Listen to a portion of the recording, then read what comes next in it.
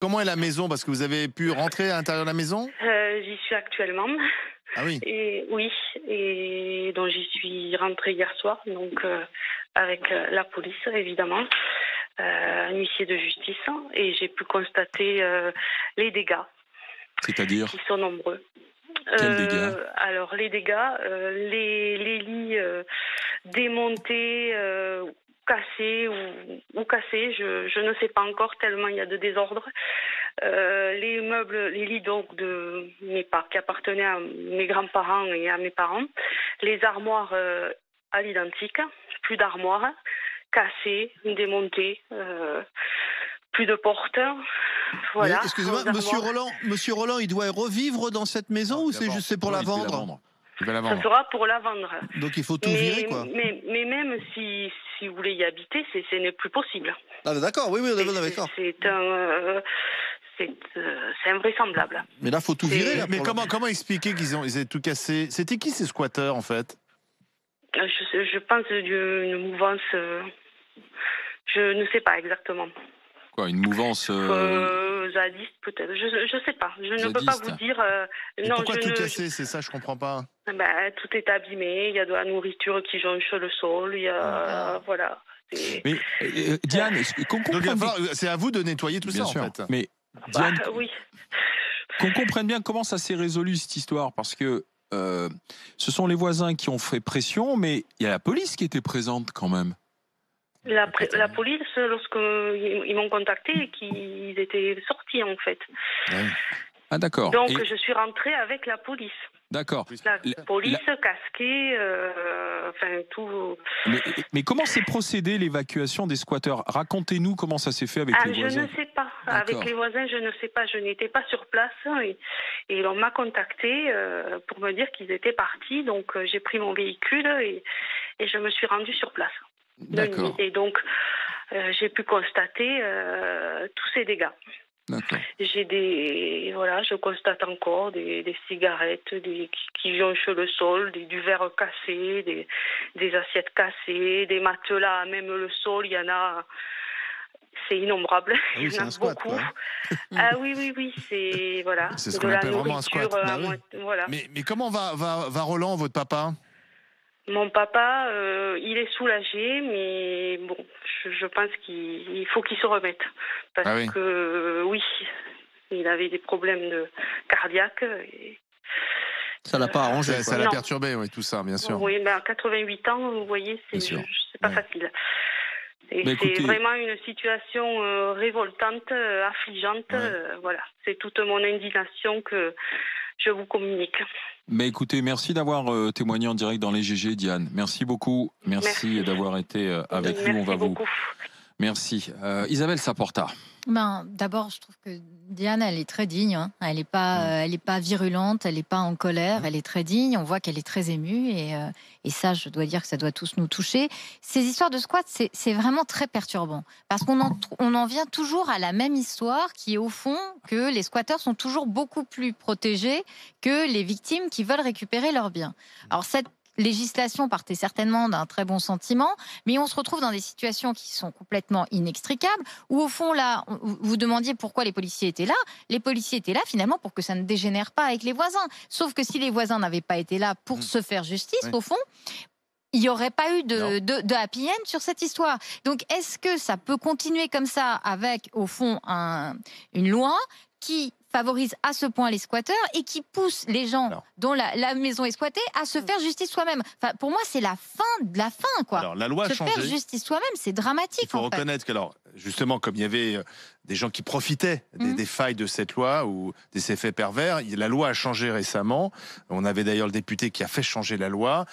Désormais, c'est en 48 heures que ça doit se régler, parce que c'était très long aussi les procédures. Donc, il y aura une obligation pour le préfet de prendre des décisions en 48 heures. Et quand c'est effectivement un squat des gens qui n'ont aucune raison d'être là, on pourra les déloger plus rapidement. Sauf que la loi n'est pas rétroactive et les squatteurs étaient là depuis le mois de septembre. Donc elle n'a pas pu s'appliquer, cette nouvelle loi qui vient d'être votée. Là, je crois qu'elle rentre en vigueur. Là, il y a quelques semaines, elle rentre en vigueur. Elle ne pouvait pas s'appliquer au cas de Roland. Mais juste, permettez que, du coup, ce qu'on me rappelle, d'envoyer des fleurs quand même à Diane, c'est la moindre des choses, une belle brassée, garçon, mais tu peux. un beau bouquet de fleurs pour Diane. Joël Dagosseri. Non, moi, ce qui m'étonne quand même, c'est le mot justice, en fait, dans ce cas-là, où le mot juste a disparu dans justice. Je veux dire, quand le tribunal rend une décision, est-ce que c'est juste avant de regarder, effectivement, je pense qu'ils ont respecté les textes de loi, mais il y a un manque de quelque chose de juste, de l'ordre juste, en fait, dedans, qui me gêne énormément. Moi, pour avoir fait des procédures judiciaires pendant une bonne partie de ma vie, et notamment en expulsion locative, tu sais que ça te prend au moins 2 ans, si ce n'est pas plus, parce que s'il y a des enfants, le préfet n'ordonne pas l'expulsion, donc c'est extrêmement lent. Et quand tu es un particulier, alors, je peux te dire que tu souffres énormément. Et dans le cas qui occupe, moi, je sais que j'ai une amie qui a effectivement vécu ça, qui a grandi dans 93 comme moi, qui a quitté 93, mais qui a acheté des logements et qu'elle loue, dans le 93. Et moi, on est très sans pitié. Je suis désolée, je vais pas être très politiquement correcte, mais comme on appelle ça chez nous, c'est des plans guet-apens. C'est-à-dire que tu fais venir les jeunes, la famille, les frères, et c'est que tu dégages. Ah oui. Parce que tu n'as pas le temps, entre la justice, la police, qui te dit « Ah, mais on peut rien faire. Ah, mais on peut aussi. » Et ça dégage comme ça, et tout le temps. Et là, c'est médiatisé sur 2-3 affaires, mais il y en a plein comme ça. Tu te sers de tes propres moyens pour faire dégager les gens. C'est normal. Et les gens dégagent parce qu'en fait, ce sont des gens qui n'ont pas envie d'avoir de problème. C'est pas des procéduriers, les gens qui sont dans les logements. Ils n'ont pas envie d'avoir de problème. Ils veulent juste profiter du système. Donc c'est tout. Et tu les dégages et ça dégage. Et c'est comme ça. Là, heureusement qu'il faut une violence. Ça aurait pu dégénérer quand même. Mais justement, je pense qu'il faut absolument qu'un gouvernement soit attentif à toutes les fois où la législation ne permet pas de gérer ce type de problème, parce que c'est l'occasion. Je me souviens, ici, on avait été tous marqués par un appel d'un homme dont la fille avait été violée, et le monsieur avait en toute bonne foi écouté la gendarmerie qui disait non monsieur, surtout vous ne faites rien, vous et en fait le mec qui avait violé sa fille s'en sortait très bien, sa fille était toujours traumatisée, le type s'en sortait, et lui il avait l'impression d'avoir été vraiment floué par ce système. Et je pense qu'il faut faire gaffe à tout ça, parce que ça ouvre la voie à des règlements. Alors ça, c'est la pire chose qui peut arriver dans un pays. D'ailleurs, on voit les pays qui dysfonctionnent sont des pays où il y a des organisations qui autogèrent le truc, ce qu'on appelle, on peut appeler ça des mafias, on peut appeler ça de tout ce qu'on veut. C'est des milices, c'est-à-dire qu'ils organisent eux-mêmes dans tous les sens. Et on a vu des cas de débordement où, soi-disant, on avait vu des pédophiles qui se promenaient dans une camionnette blanche, et d'un seul coup, tous les mômes du quartier qui se précipitaient sur une camionnette blanche du type qui avait absolument rien à faire là. Tout ça parce que dans le fantasme, la police ne faisait pas son travail de chasse aux pédophiles, par exemple. Et donc, il faut faire très très attention à ça. Et là, il y a une attention particulière à apporter à ça quand on veut qu'un pays marche bien. Parce que sinon, on passe de la démocratie au totalitarisme, parce que ça. Mais c'est de la faute de la désorganisation de la justice. Quand, par exemple, là, en ce moment, on est dans des tas d'histoires de viols, d'inceste, de pédophilie. Quand on voit que ça se solutionne au bout de 10 ans, 15 ans, mais comment on vit ce sentiment d'injustice que la société n'a pas reconnu, le délit, le crime qui a été fait contre, je parle par exemple, la petite Julie avec sa maman, comment on vit le fait que le viol de tous ces pompiers sur cette jeune fille ne soit pas pris en compte, et qu'on a l'impression qu'ils vont s'en sortir. Mais on a juste l'envie de régler ses comptes par soi-même. Et ça, c'est très dangereux. Dans un instant, Sophie, elle nous appelle du Val-de-Marne, et elle a été exposée au même problème que Roland et sa fille Diane. Et qu'est-ce qu'elle a fait ? Elle a réglé le problème elle-même avec son entourage, et elle va nous le raconter dans un instant, direct au 32-16. RMC, 9h midi. Les grandes gueules.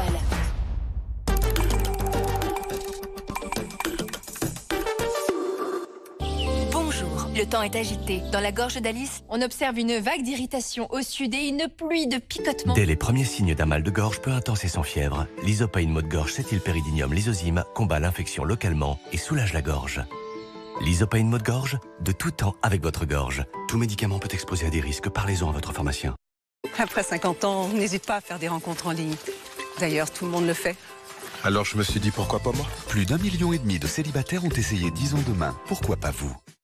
Vendezvotrevoiture.fr. La proposition qui m'a été faite était très bien. Oui, on m'a proposé bien plus que j'espérais. Je suis vraiment content d'être passé par vendezvotrevoiture.fr. Entrez les informations sur votre voiture en ligne et recevez le prix de vente final. Pour vendre, déposez simplement votre voiture en agence. Rendez-vous sur www.vendezvotrevoiture.fr.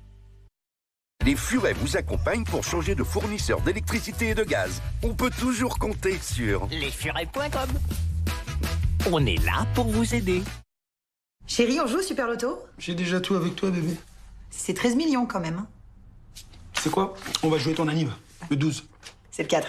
Et vous, ça vous dirait quelques millions? Ce vendredi, Super Loto de la Saint-Valentin de 13 millions d'euros minimum.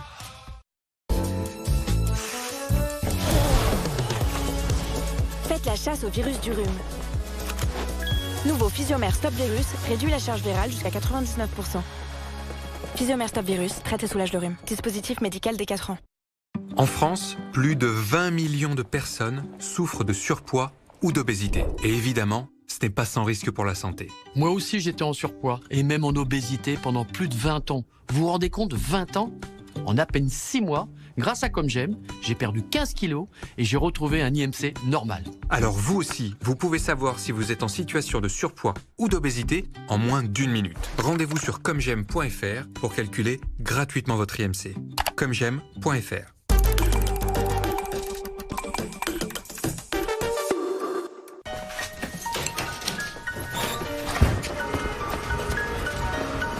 Enfiler un uniforme. Ou pas.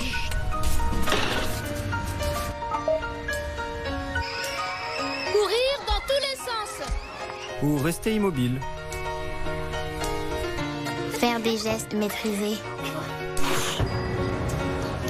Ou un peu moins maîtrisés. Se coucher tard. Se lever tôt. Savoir viser. Très très bien visé. Fermer plus tôt. Ouvrir plus grand. Porter un masque. Vraiment le porter. En restant chacun mobilisé, nous serons plus forts ensemble.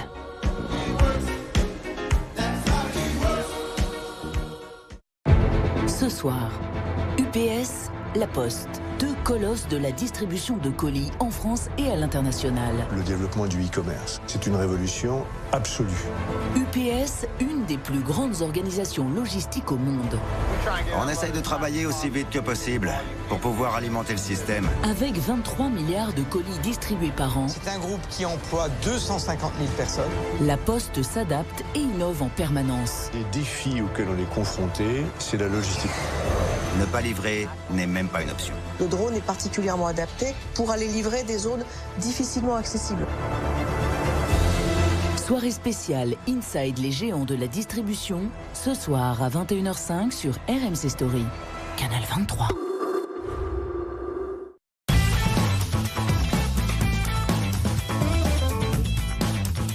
Les Gigi, les grandes gueules sur RMC, RMC Story, les grandes gueules avec aujourd'hui Joël Dagosséry, coach de vie. Nous sommes avec Étienne Liebig, éducateur, Isabelle Saporta, qui est éditrice. On parle de la résolution du problème de Roland. Roland, ce retraité qui voulait vendre sa maison à Toulouse pour pouvoir rejoindre sa femme en EHPAD, avoir un capital qui l'aiderait comme ça à rester en EHPAD.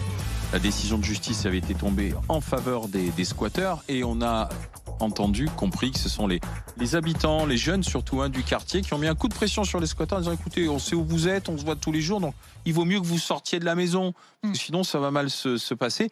Et ils sont sortis de la maison et tranquillement, mais Diane, la fille de Roland, qui est en direct avec nous, nous a raconté qu'elle avait retrouvé l'intérieur de la maison, malheureusement, dans un état déplorable. Sophie va en parler avec nous, nous appelle du Val-de-Marne. Bonjour Sophie. Oui, bonjour, merci de me prendre. Déjà. Mais je vous en prie, alors dites beaucoup, donc voilà. Racontez-nous, ma chère. Ah, Sophie, écoutez, là vous venez de dire que vous nous aimez beaucoup. Un bouquet de fleurs tout de suite pour vous. Elle a dit 2 mots, elle a déjà bouquet de fleurs. Mais elle a dit je vous aime beaucoup parce que c'est à moi qu'elle parlait.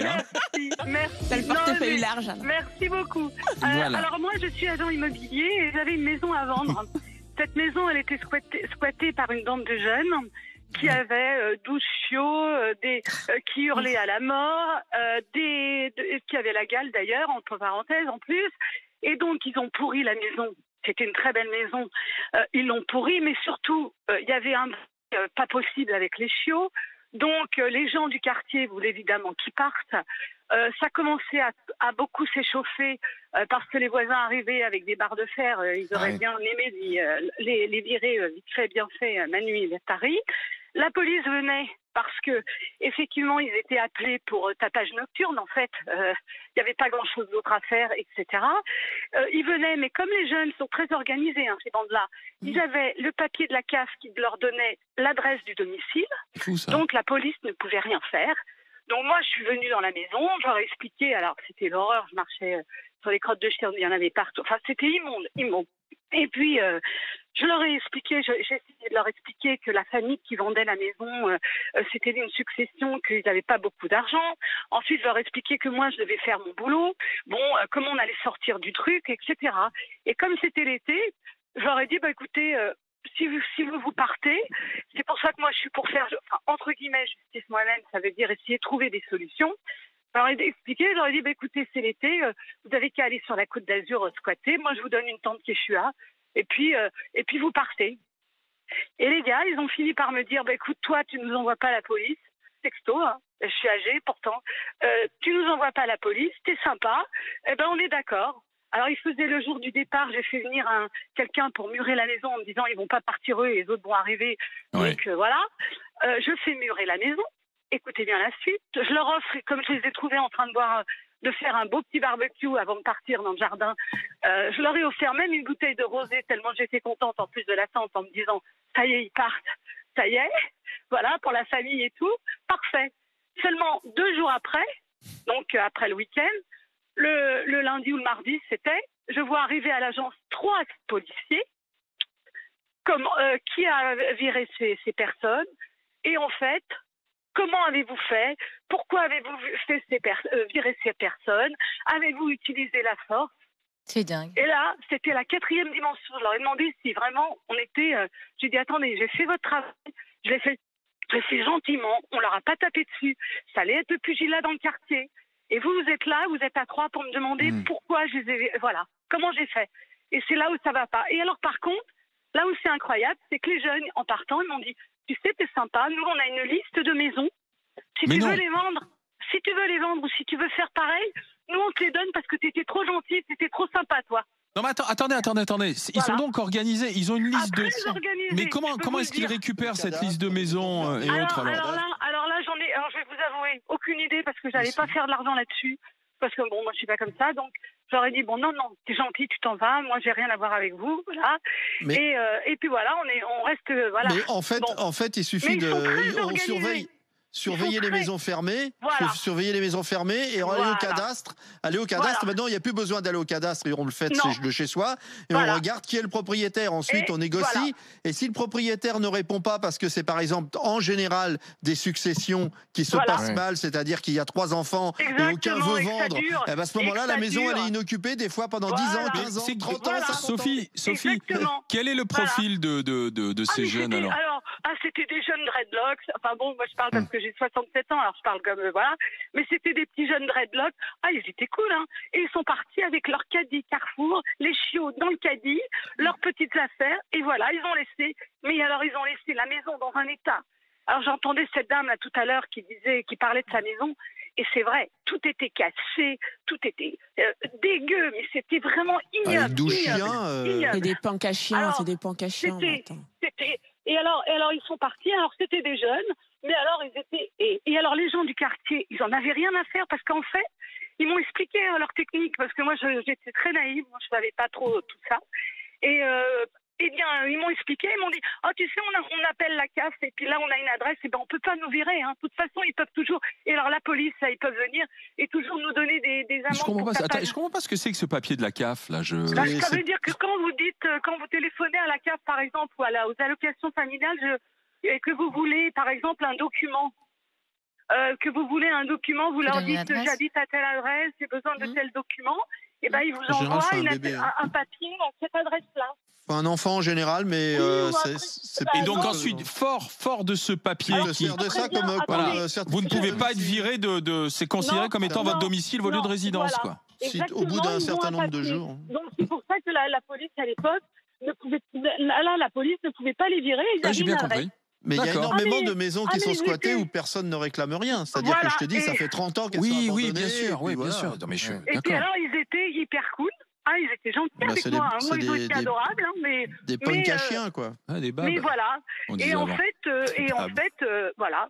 Et c'était. Mais le pire, c'était quand même de voir la police arriver et vous dire comment vous avez osé. Vous n'avez pas été embêté ni rien au final, quand même, Sophie. C'est la musique qu'ils écoutent. Ok, merci Sophie, merci de ce témoignage, merci de nous avoir raconté ça. Ouais, mais enfin, là, tout à l'heure, on parlait des problèmes de l'administration.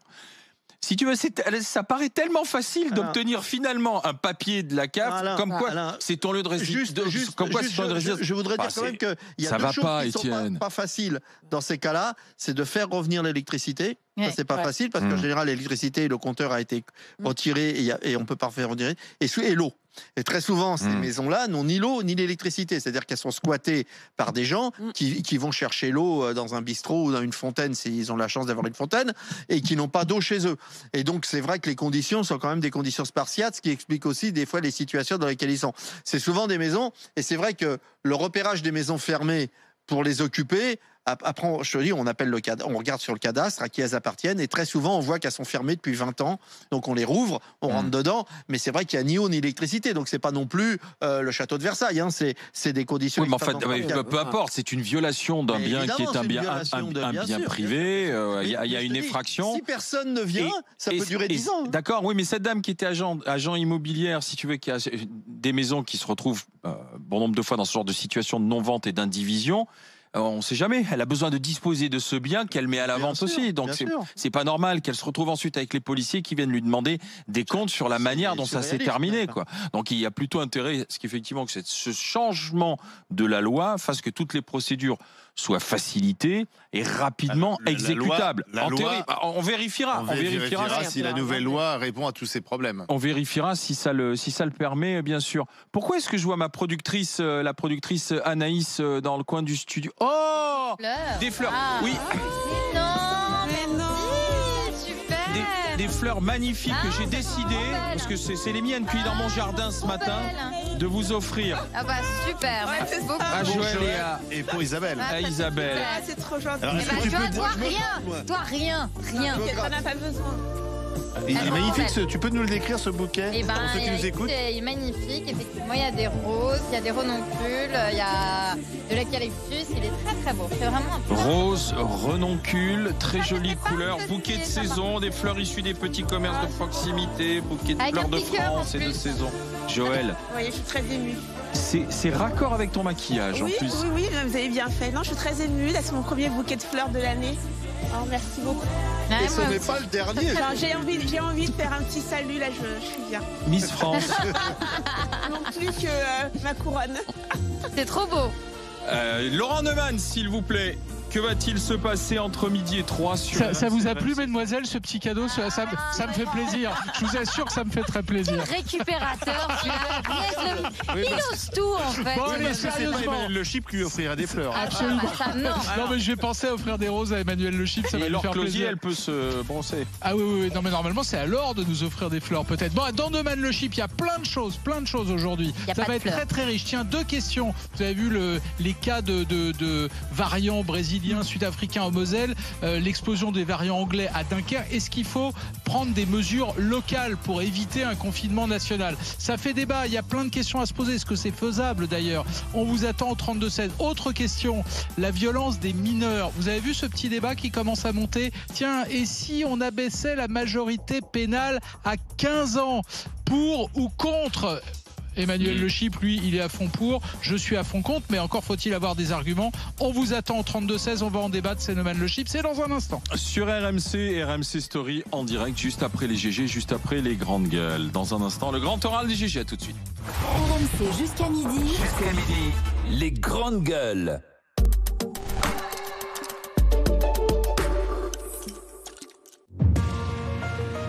Écoute, fils, si tu veux réussir, il faudra travailler dur. Et tu verras, une fois arrivé au sommet, on se sent parfois seul. Mais je suis sûr que tu t'en sortiras très bien. Nouveau Peugeot 5008, dépassez vos horizons. Du cheddar fondant, du vrai poulet frit maison et des oignons croustillants. Découvrez le hot dog new-yorkais revisité en mode KFC. Disponible au drive, à la vente à emporter et à la livraison. Et la salle de bain. Je m'y vois déjà. Vous allez voir, il y a quelques travaux. Mais vous pouvez faire appel à mesdépanneurs.fr, les yeux fermés. On y va ? Réparer, rénover, les yeux fermés avec mesdépanneurs.fr. Il y a de la pomme de terre dans l'air. Ouais !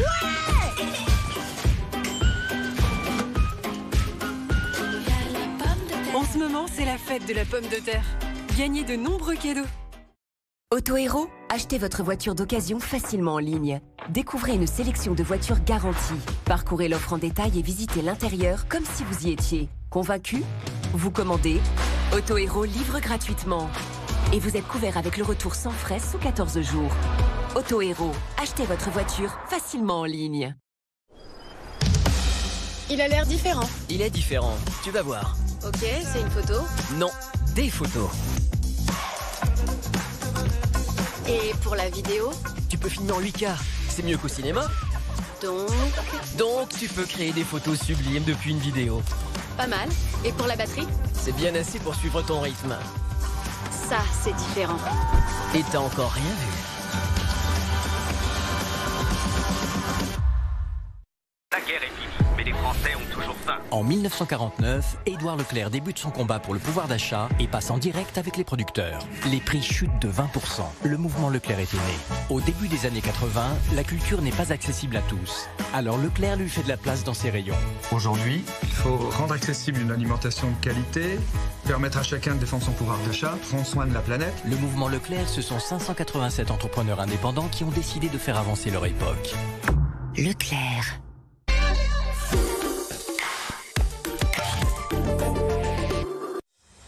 Sur RMC Story, l'avenir appartient à ceux qui se lèvent tôt. Soyez les bienvenus dans la matinale de l'économie. Chaque matin, retrouvez Sandra Gondouin et Christophe Jacubizine pour un réveil tonique et économique. La France à la conquête du monde.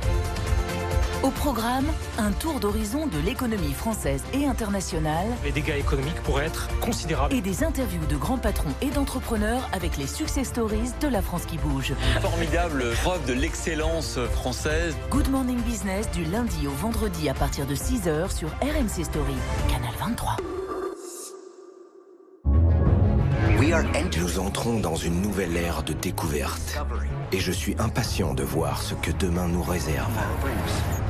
Alors, est-ce qu'ils sont assurés? Est-ce qu'ils sont prêts? Il faut construire mieux, plus solide, que ce soit plus résistant. Quelque chose d'étrange se passe là-bas. Quoi que ce soit, nous n'avions jamais vu cela auparavant. Qu'est-ce que c'est que ça? Dans l'aviation, il n'y a pas de seconde chance. Ici, faire une erreur pendant une tempête de neige, ça peut coûter la vie. Je lui ai dit, Fernand, fais attention, ils sont dangereux. Un conflit, un désir de vengeance peut-être. Tout reste toujours possible. Oh, les coups de feu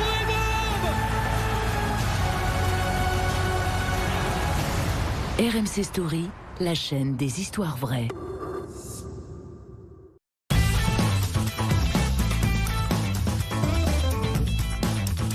Les GG, les grandes gueules en direct sur RMC, RMC Story. Les grandes gueules avec aujourd'hui Étienne Liebig, éducateur, Joël Dagosferi, coach de vie. Nous sommes avec Isabelle Saporta qui est éditrice et nous accueillons un avocat, romancier, fervent défenseur jusqu'au bout de son ADN de la liberté d'expression.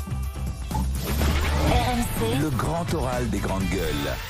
Nous sommes avec maître Richard Malka, avocat, auteur de ce roman aux éditions Grasset, Voleur d'amour. Bonjour maître. Bonjour. Richard Malka, vous êtes l'avocat historique de Charlie Hebdo. Récemment, l'islamologue Gilles Kepel a dit que c'était peut-être pas forcément très malin de republier les caricatures de Mahomet avant le procès. Ça a finalement donné du grain à moudre pour les ennemis de la laïcité française. Il pouvait notamment citer le président turc Erdogan. Que pensez-vous de son analyse ? Oh j'ai déjà eu ce débat avec lui sur l'antenne de France Inter. Il était déjà contre la publication initiale des caricatures. Donc en fait, il est contre toute publication de caricatures concernant l'islam, mais il faut être logique dans ce cas-là. Il faut aussi interdire les caricatures concernant le catholicisme, le judaïsme, donc toutes les caricatures. Mais on sait que les conséquences ça n'a sont aucun pas les sens. mêmes. Si on publie une caricature donc ça veut dire ça n'aura pas les mêmes conséquences. C'est-à-dire qu'il faut définir les limites de nos libertés d'expression au regard des menaces des terroristes. Ça me paraît un petit peu compliqué. Qu'est-ce qui reste du procès que on a suivi médiatiquement? Vous avez plaidé, vous étiez là tous les jours. Qu'est-ce qui reste pour vous de ce procès? D'abord, je crois que c'était un hommage à ceux qui ne sont plus. Un hommage à leurs idées, à la cause qu'ils défendaient. Ça a servi à ça, et ça a servi à travers cet hommage-là à faire, je crois, un peu bouger les lignes. Je pense que j'ai l'impression que les républicains, les laïcs ont un peu relevé la tête et se sont dit c'est encore possible de se battre et de combattre et de faire bouger les lignes. Donc il y a un changement de discours. Alors évidemment, c'est pas que ça qui a fait bouger les lignes. L'assassinat de Samuel Paty, malheureusement aussi, le discours d'Emmanuel Macron au Murau. Il y a un climat qui a un peu changé. On ose un peu plus dire les choses. Comme l'enseignant de Trappes, par exemple. Aussi. Je crois qu'il y a une prise de conscience. Il y a une prise de conscience et puis on se laisse moins culpabiliser. Voilà, ça a aussi un peu libéré la parole dans ce domaine-là. Et là, une partie de la gauche aussi, notamment le Parti socialiste. On les sent toujours un peu gênés aux entournures, mais enfin, ils ont affirmé leur attachement à la laïcité, aux valeurs républicaines. Ça bouge lentement, beaucoup trop lentement, mais ça bouge un peu. Et puis, juste, puisque vous êtes un fervent défenseur de la liberté d'expression, là on parlait des caricatures, et puis il y a le dessin de presse avec l'affaire Xavier Gors ces jours-ci, qui vient de signer au Point d'ailleurs. Il va dessiner pour le magazine Le Point, ce fameux dessin dont on a parlé, et Le Monde qui a présenté ses excuses après avoir validé la publication du dessin sur la newsletter. Qu'est-ce que vous avez à dire là-dessus? C'est pas l'islamisme. Bien sûr, mais néanmoins, c'est aussi une réponse à Gilles Kepel. C'est-à-dire que quand on commence à interdire telle caricature sur tel sujet, vous avez d'autres groupes de pression qui disent nous aussi, ça va pas du tout. Et puis, au final, il n'y a plus de caricature du tout, il n'y a plus de dessin, ce qui est quand même un appauvrissement de la liberté d'expression.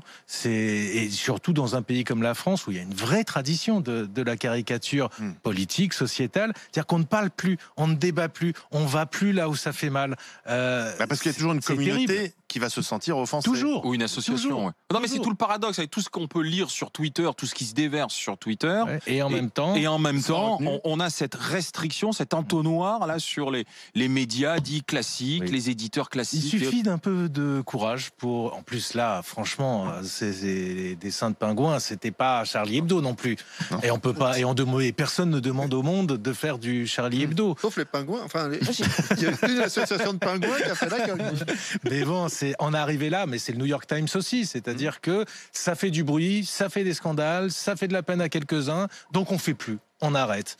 Mais de fil en aiguille, quel autre type d'expression on va arrêter? On appauvrit le débat, on appauvrit la contradiction.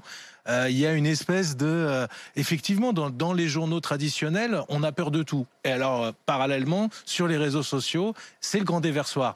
Mais s'il y a des vases communicants aussi, c'est pas... ces deux phénomènes vont ensemble. Est-ce que... Joël Lagosserie. Il me vient une question.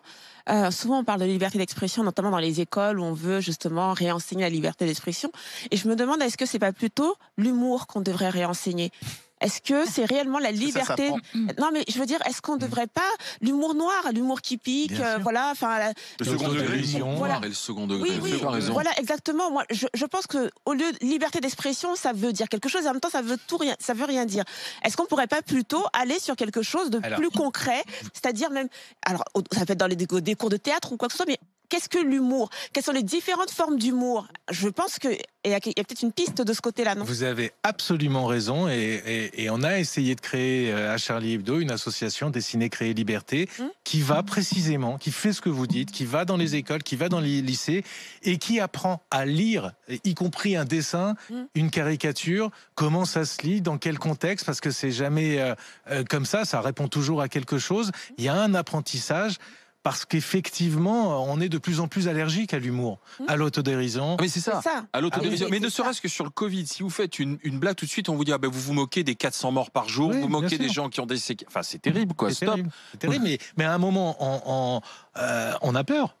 Les humoristes ont peur aujourd'hui. Oui, bien sûr. Alors là, les humoristes, ça devient un métier franchement compliqué. Ils ont peur de tout. Elise Moon, le dernier en date, qui s'est fait supprimer ses vidéos sur Instagram alors qu'il faisait du troisième degré. Les réseaux sociaux, c'est le déversoir, mais on voit aussi que les réseaux sociaux peuvent censurer, peuvent décider, par exemple, que Donald Trump ne puisse plus avoir son compte Twitter. Alors on aime ou on n'aime pas Donald Trump, enfin ça interpelle. Enfin, il le décide quand il est plus président. Voilà, c'est toujours le courage, mais un courage quand même calculé.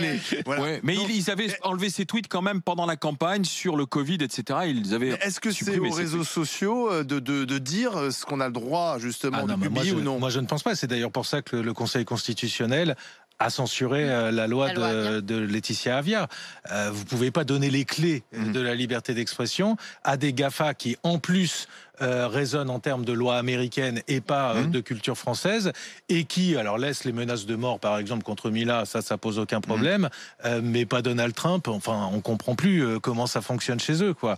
Donc, non, évidemment, c'est pas aux GAFA de décider quel est ce qu'on doit censurer ou pas. Isabelle, moi, il y a quelque chose de très intéressant dans ce que vous avez dit tout à l'heure. Vous avez parlé de la contextualisation. Ce qui est vrai avec les réseaux sociaux, c'est qu'avant, quand tu achetais Charlie Hebdo, tu allais acheter Charlie Hebdo, tu savais que tu trouvais l'humour de Charlie Hebdo et donc tu étais, entre guillemets, consentant à cet humour.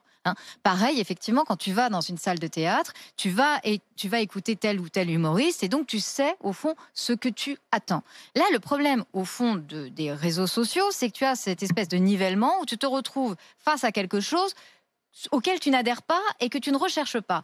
Donc c'est vrai qu'on a un vrai problème de pédagogie, d'éducation, puisque finalement, ces gens-là n'auraient peut-être pas acheté Charlie Hebdo et se retrouvent confrontés à cette image qu'ils ne comprennent pas. Comment on peut faire avec ça? Parce que il y avait une contextualisation avant de l'humour. Bien sûr. Alors, vous avez complètement raison. C'est le problème de la mondialisation de l'information. Parce que non seulement on allait acheter Charlie Hebdo, mais Charlie Hebdo restait dans un cercle assez restreint, et en tout cas en France. Aujourd'hui, quand Rhys fait un dessin, 10 secondes plus tard, il est au Yémen, il est partout dans le monde, et on ne sait pas ce qu'est Charlie Hebdo, on ne sait pas ce qu'est la culture française, on ne sait pas dans quel contexte intervient ce dessin, et donc on le prend en pleine face, sans comprendre l'historique de ce dessin et sa raison d'être. C'est un vrai problème, mais ça, c'est comme ça. C'est le monde, et on ne va pas revenir sur Internet. C'est ainsi. Il faut faire de la pédagogie. Et par rapport aux réseaux sociaux, on ne peut pas être que dans le défensif en disant il faut les réguler. Il faut aussi y aller. Il faut aussi aller sur les réseaux sociaux. Oui. Se battre mais bien sûr. Pour sa cause. Monsieur Étienne Liebig. J'ai toujours un point de désaccord avec vous sur ce que vous dites en permanence sur le fait que les terroristes islamistes ont une volonté de changer notre manière de vivre, la société, la France, etc. Et moi, à chaque fois que je les entends, que ce soit au procès de Charlie ou avant, je les trouve très cons. C'est-à-dire, non, je dis ça à dessein parce que j'ai connu une époque où des terroristes étaient très armés sur le plan conceptuel. Ils avaient tous traduit les textes de Meinhof et Bader. Ils étaient très construits. Ceux-là, ils sont très cons. Je les ai même vus découvrir les dessins de Charlie le jour du procès. Et les mecs plus sont important que le réservoir de gens très intelligents. Voilà, et j'ai l'impression qu'ils volent rien à paraître cons, quoi. Alors, vous avez raison et tort. Vous avez raison, parce qu'ils n'ont même pas lu une page du Coran, en réalité. C'est même pas que Charlie Hebdo. En fait, ils savent rien sur rien. Donc, c'est pas du tout, on n'est pas du tout dans le cadre du terrorisme, par exemple, d'extrême gauche, où on avait affaire à des gens extrêmement cultivés, qui avaient une culture politique et qui avaient un corpus intellectuel. Là, on est effectivement, c'est assez bas de gamme. Mais enfin, derrière eux, il y a des idéologues. Et eux, ils ont une vision pour nous. Eux, ils ont une vision de ce que doit être la société. Ah oui, ça c'est. Il y a des idéologues, il y a des gens érudits, il y a des gens cultivés. Ben Laden était quelqu'un de cultivé. Absolument. Et puis il y a des penseurs du terrorisme et de l'islamisme et de l'islam politique. Donc ils sont instrumentalisés. Ah mais bien sûr. Mais ils le savent, ils comprennent qu'on a utilisé leurs bêtises ou qu'on a joué avec eux ou pas. Ils sont fanatiques, donc ils se posent pas forcément toutes ces questions-là. C'est le dernier maillon de la chaîne. Il y a aussi des corps intermédiaires, mais c'est comme ça dans toutes les idéologies. Donc oui, il y a des acteurs volontaires. Il y en a d'autres qui se rendent pas compte, qui sont juste stupides. Alors, et c'est pour sortir de tout ce contexte depuis toutes ces années que vous êtes lancé dans le roman d'amour, dans la passion, dans l'histoire. Non, c'est par avec le voleur d'amour. Oui. Ah bah ça fait presque 20 ans que j'écris des histoires et le fait de conter m'est nécessaire. Oui, ça me permet de m'évader de ma réalité d'avocat. Et puis, j'aime ça, raconter des histoires. J'essaie de faire partager ma folie, mes rêves. Et celui-là, il est venu comment alors ? Mes univers. Celui-là, il est venu comment ? Alors, il est venu effectivement en 2015 à un moment où c'était compliqué et où j'ai eu besoin, dans une sorte de catharsis, d'exprimer la noirceur que je pouvais avoir dans l'âme. Et donc, j'ai imaginé cette histoire d'Adrian Van Gogh, de sa jeunesse éternelle, que lui confèrent les baisers qu'il donne et par lesquels il vole l'amour dans le corps de ses victimes, en réalité, ce qui lui permet de traverser les siècles, les continents. C'est un vampire d'une nouvelle espèce, parce qu'il n'y a pas de sang. Il puise en vous le sentiment amoureux et ça lui permet de traverser l'histoire, le temps et l'amour. Joël ? J'ai trouvé qu'il y avait une sorte de poésie, même si c'est vrai que mêler un peu amour, il y a un peu de sang quand même. Enfin, je veux dire, il vole des baisers, mais la description que vous en faites, il y a quand même, on voit qu'il y a quelque chose de sanguinolent, enfin quelque chose d'assez violent dans l'amour qui vole. Et j'ai trouvé une certaine poésie, mais notamment sur l'explication du début avec le fait que ses parents, en fait, ne lui avaient pas donné d'amour et que du coup, il avait arrêté de chercher l'amour auprès de ses parents et qu'il avait rencontré cette fille, etc. Mais c'est vrai que pour moi, ça a été assez... moi, je suis une grande amoureuse, j'adore l'amour. De manière générale, tout ce qui tourne autour de l'amour. Mais c'est vrai qu'il y avait mêlé quelque chose d'un peu criminel et tout. Ça m'a un peu déstabilisée. J'avoue que j'étais à l'aise sans être à l'aise. Alors, Richard Malka. Mais c'est fait pour ça. La littérature, c'est fait pour déranger, c'est pour interroger les marges, c'est pour essayer d'interroger notre rapport à chacun à l'amour. Parce que ce pauvre Adrian Van Gogh le vole, mais en fait, il ne le ressent jamais, puisqu'il le vole. Donc, il ne l'éprouve pas. Et c'est une quête sur 3 siècles à la recherche de ces différentes variations de l'amour. Parce qu'en plus, il a cette spécificité qu'il perçoit les saveurs différentes. Parce que l'amour n'est pas le même. L'amour d'enfants pour leurs parents, de parents pour leurs enfants, à l'égard d'un amant, ça a des goûts différents. Et donc, il est à la recherche de ça. Et oui, c'est violent, mais l'amour, c'est violent. Comment on conjugue ça avec la liberté, comment on arrive à le donner, c'est pas toujours évident, ou à le recevoir. Vous êtes fleur bleue ? Pardon ? Vous êtes fleur bleue, Richard Malka ? Romantique en tout cas, mais c'est associé au genre gothique. C'est un genre très romantique. Fleur bleue, je suis pas sûr. Monsieur Étienne Lévy. Oui, en même temps, c'est historique et puis on traverse des époques avec toujours ce sentiment que la liberté s'acquiert par le combat, alors notamment le combat contre la religion en particulier, Mais justement, en ce moment, est-ce qu'on vit pas une période particulièrement troublée où des gens... Parce que le thème de plus on est cultivé, moins on tombe dans la barbarie, qui est quand même un truc qui flotte un peu partout, y compris dans le livre. Est-ce qu'il n'est pas remis en cause avec, par exemple, ce qui se passe aujourd'hui où des endroits comme Sciences Po, l'IEP, etc. sont des lieux de barbarie, où il y a des viols, où il y a des pressions sur les jeunes filles, notamment pour pas qu'elles portent plainte parce que mettre leur carrière en jeu, des tas de lieux qui sont des lieux de la musique, de la culture, où on voit qu'il y a des actes de barbarie incroyables, on peut l'appeler comme ça. Est-ce que ça, c'est pas quelque chose qui vous trouble ? Ah bah justement, non, une des thèses du livre, parce que j'en aborde plusieurs par rapport à ça, c'est que ni la culture ni l'amour ne sont des barrières et des freins à la barbarie. Et quand on regarde l'Allemagne nazie, qui est là, donc on est là au summum de la barbarie. Et de la culture. C'était le pays le plus subtil, le plus cultivé et le plus avancé au monde. Donc non, c'est pas un antidote. C'est autre chose qui est à l'œuvre. Ni l'amour, ni la culture. Isabelle Saporta. Les nazis aimaient leurs enfants et leurs femmes. Et ils aimaient Goethe. Et ils aimaient Goethe et Wagner. Isabelle Saporta. Vous êtes aussi l'avocat de Mila et vous avez quand même, ça fait quelque temps que vous en plafonnez quand même si je puis me permettre, une certaine partie de la gauche en disant qu'au fond, elle manque de courage, elle était Charlie Ouimet, elle est Mila du bout des lèvres, voire pas du tout Mila. Comment vous positionnez face à ça? Est-ce que d'abord vous pensez qu'il y a une espèce de rédemption de la gauche à obtenir avec peut-être un petit peu de courage politique, ou vous avez un peu d'espoir là-dessus? Mila qui avait été élue sur RMC dans les grande gueule de l'année pour son combat, pour avoir assumé. On l'avait eu en ligne d'ailleurs dans les GG. Je sais que vous êtes à ses côtés. Richard Malka. Oui, ce que vous dites est vrai. J'ai souvent mis en cause, en tout cas, une partie de la gauche. Mais comment je fais? Je continue à mener le combat pour... Mais pourquoi elle n'est pas plus soutenue, Mila, aujourd'hui? Là aussi, je crois que les choses ont quand même un peu bougé, mais parce qu'il y a une gêne, il y a un malaise. C'est toujours la même Parce que là, on a affaire à une ado. Il devrait y avoir unanimité. Une ado qui a été déscolarisée, qui est protégée par la police. Non, mais là, je veux dire, la réaction humaine devrait être pour tout le monde, de tous les côtés, d'être à ses côtés. Mais il y a encore une gêne chez certains, et on a vu en particulier aussi au sein des associations féministes, en tout cas de certaines, qu'on la soutenait pas, ou alors du bout d'un tweet pour dire on a fait 2 lignes dessus.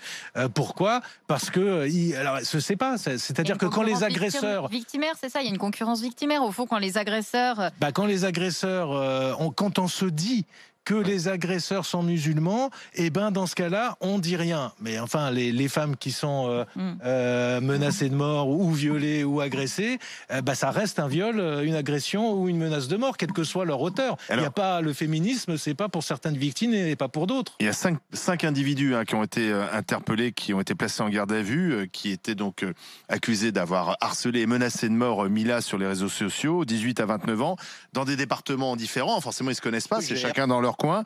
Et selon BFM TV, qui s'est procuré le procès verbal au moins d'une des gardés à vue, la personne en question regrette. Elle dit, et c'est intéressant, je ne m'en serais jamais pris physiquement à Mila.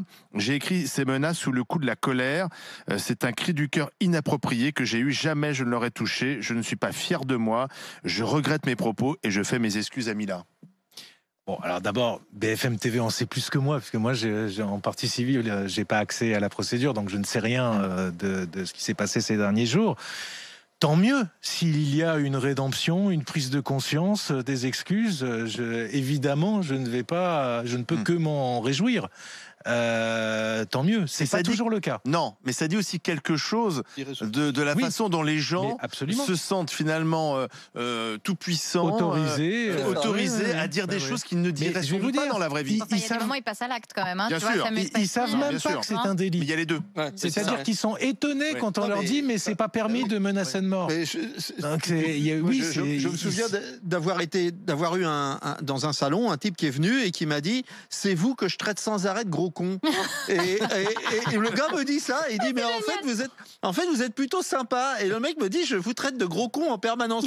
Le gars se rendait même pas. Enfin voilà, le gars gros con, bon c'est pas grave. On va pas. Sauf que ça participe. Au climat de violence parmi d'autres. La violence. Donc ces enquêtes sont absolument essentielles pour faire passer ce message. Et ça va faire passer, oui. C'est malheureux. Casser le sentiment d'impunité. C'est malheureux qu'il faille en passer par la répression judiciaire et policière pour faire passer un message pédagogique. Ça devrait intervenir avant. Mais à défaut, voilà. Est-ce qu'il faudrait justement aller plus loin et aller jusqu'à la publication des photos, des jugements de ceux qui menacent aujourd'hui pour que on comprenne bien qu'il n'y a pas d'impunité. Je suis pas pour la justice privée non plus. Non, mais c'est pas la justice privée, mais c'est publication judiciaire en disant voilà, en ce qui concerne Mila, c'était un tel. Non, mais moi je l'ai fait il y a 3 jours sur un autre plateau. Je suis venu avec les messages et puis je les ai lus. Il n'y a pas de raison. Oui, ça, oui. Parce que c'est des messages qui sont envoyés publiquement. Mais enfin, en l'occurrence, il y en a 50 000. Non, mais il faudra à la limite arrêter avec. Est-ce qu'on doit arrêter avec l'internet anonymat? C'est-à-dire que c'est pas Captain Igloo 64, celui qui a menacé de mort. Mais là, c'est un tel.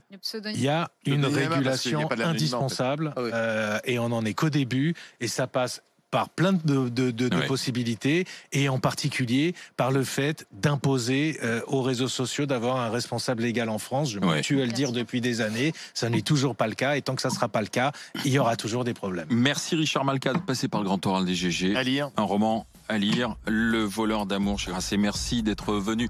Laure Closier avec Laurent Neumann et Emmanuel Le Chypre.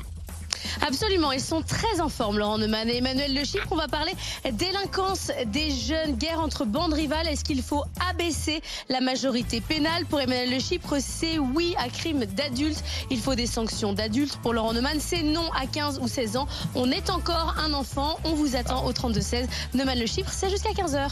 Et nous, on se retrouve dans lundi à 9h pour les JG Les Grandes Gueules avec Charles Consigny. Isabelle Saporta sera avec nous, avec Zora Bitan. Et nous serons avec le démographe Hervé Lebras. Il est directeur d'études à l'école des hautes études en sciences sociales. Il a regardé les courbes du Covid, les courbes de la mortalité depuis un an. Et il a regardé si on avait une surmortalité, et ce par tranche d'âge, et si ça avait vraiment influé sur une tranche d'âge en particulier, les seniors. Et il viendra révéler ses études lundi. Passez un bon week-end et rendez-vous à 9h. RMC. Alain Marchal, Olivier Truchot. Les grandes gueules.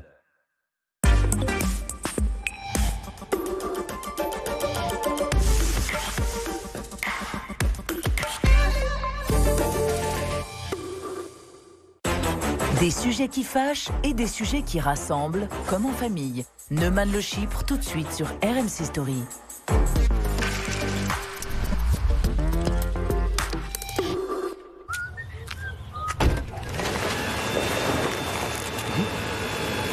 Ah, les enfants. Ils savent toujours ce qui est bon. Mais surtout ce qui est bon pour eux. Croustibat, qui peut te battre? Fin 10. Et si vous pouviez regarder plus loin que vos limites? La technologie des verres progressifs Varilux repousse ses limites et vous offre une vision ultra nette, de près comme de loin, avec une transition fluide. C'est ça, voir sans limite.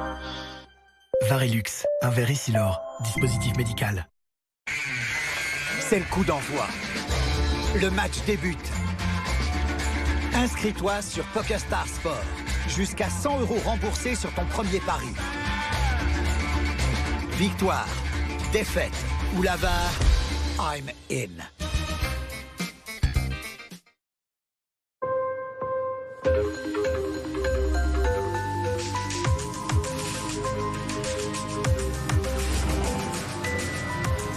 Se mobiliser, réinventer, continuer à avancer.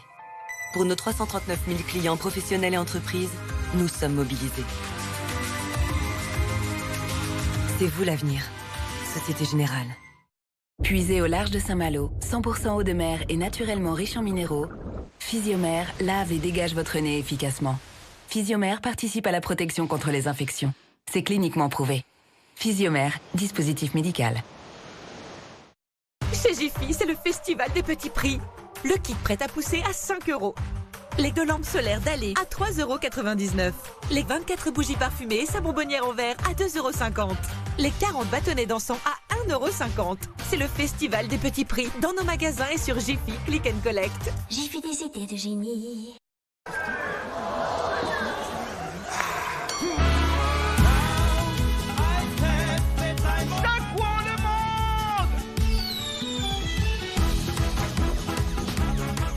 Sans colorant, sans arôme artificiel et aux oranges vraiment secouées. Orangina! Ford Fiesta hybride. Hybride et fun.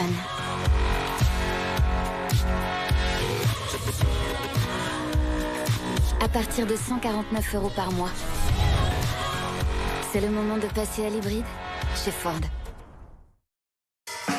Je suis de toutes tes fêtes entre copains, de tous tes moments de complicité Et je suis même là pour te consoler. L'authentique petit ourson guimauve, c'est moi, depuis 1962, toujours là, à tes côtés.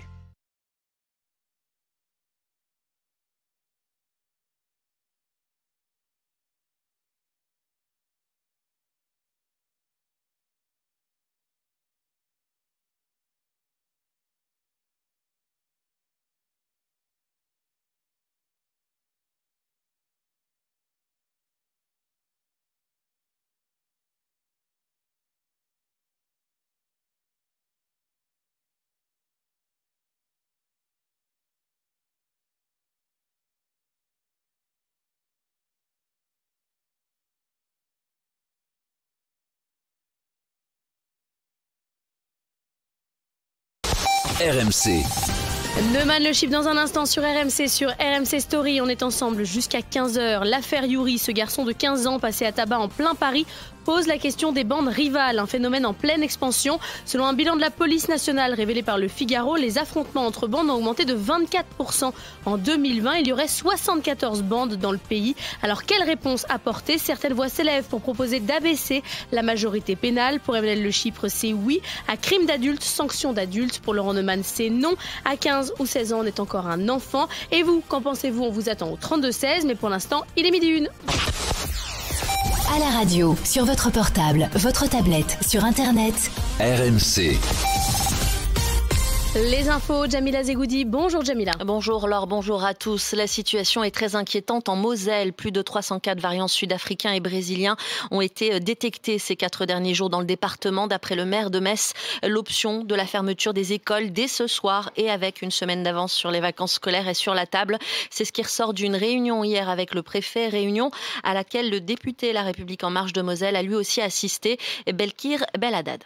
Il faut absolument prendre des mesures très, très rapides. Nous avons eu une réunion entre les élus et le préfet hier soir et ce qui se dégageait notamment, c'était la proposition de fermeture immédiate dès ce soir et conservatoire de toutes les écoles, collèges et lycées jusqu'à la fin des vacances scolaires, voire peut-être un peu plus tard. Par contre, ce qui ne fait pas du tout l'unanimité, c'est celle du confinement, y compris localisé. Pour l'instant, je pense qu'il vaut mieux envisager d'autres solutions, comme celle de la fermeture immédiate et conservatoire de toutes ces écoles. Fermeture des écoles réclamée aussi par le maire de Thionville. Le ministre de la Santé est attendu sur place en Moselle cet après-midi. Et en plus de l'Est, il y a aussi le Nord qui s'alarme. À Dunkerque, le variant anglais représente 80% des cas de Covid selon les derniers chiffres de l'ARS. Le maire demande la fermeture anticipée des écoles au préfet. Patrice Vergrit, invité à partir de 13h de Neumann le Chypre. La suspension des vaccinations du personnel dans les hôpitaux de Brest, Morlaix, Saint-Lô. Après injection du vaccin AstraZeneca, 149 soignants ont souffert de syndrome grippaux et parfois même de malaise, provoquant plusieurs arrêts maladie et des difficultés supplémentaires dans des hôpitaux déjà en tension. L'agence du médicament recommande désormais de vacciner de façon échelonnée le personnel d'un même service. L'alerte rouge neige-verglas sur 3 départements. Évitez de prendre le volant dans les Deux-Sèvres, l'Indre et la Vienne.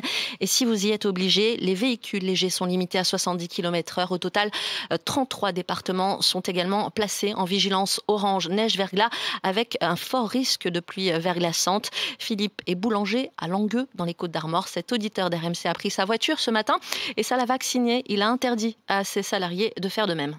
J'ai pas vu ça, moi, depuis 15-20 ans, quoi. Déjà, il a fallu une bonne demi-heure pour déglacer la voiture, pare-brise, etc. Ça a glissé, il y avait quelques millimètres de verglas. Impossible de tenir debout, quoi. Je roulais à 10 à l'heure, quoi, pour aller au travail, quoi. Mais ça, une vraie patinoire, ça glissait de tous les côtés, quoi.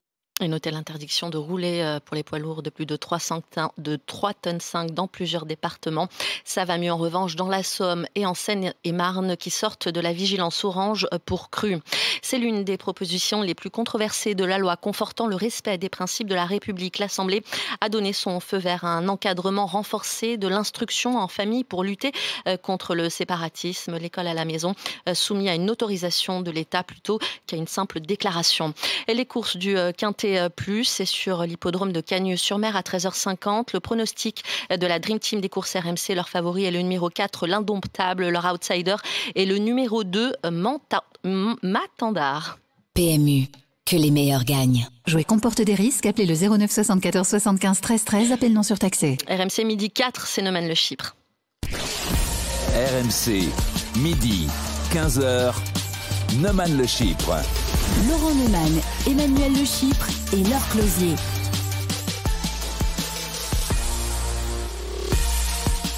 Salut les amis, très heureux de vous retrouver, c'est Laurent Neumann.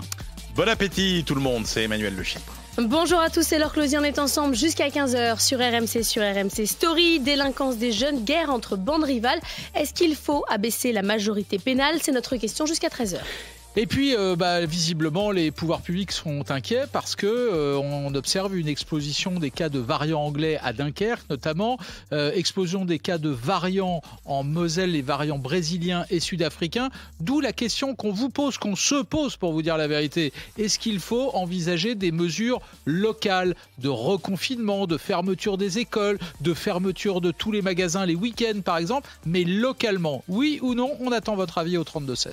Et à 12h50, on jouera au C'est quoi ça, notre jeu sur l'actualité. A gagné cette semaine un pack avec un t-shirt Neumann Le Chypre et une coque de téléphone. Pour remporter votre pack et jouer avec nous, il faut envoyer jeu J-E-U par SMS au 732-16. Bonne chance et à tout à l'heure pour jouer avec des gens de très très bonne foi. Ils sont vraiment d'excellents joueurs, surtout. D'excellents Moi, je joueurs trouve qu'on a fait foi. beaucoup de progrès de ce côté-là. C'est vrai, ça fait au moins 3 jours que tu n'as pas contesté les règles, c'est énorme. Ouais.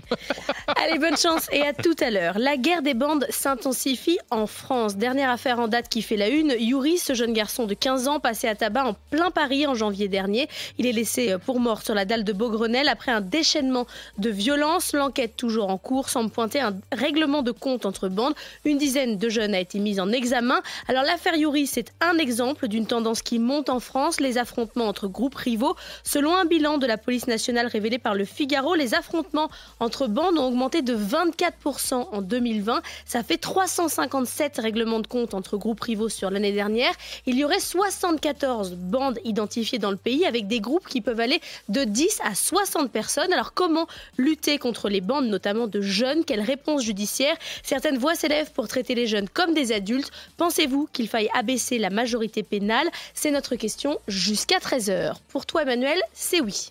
Bah oui, c'est oui, parce que y a la loi, il y a l'esprit de la loi et il y a la perception de la loi.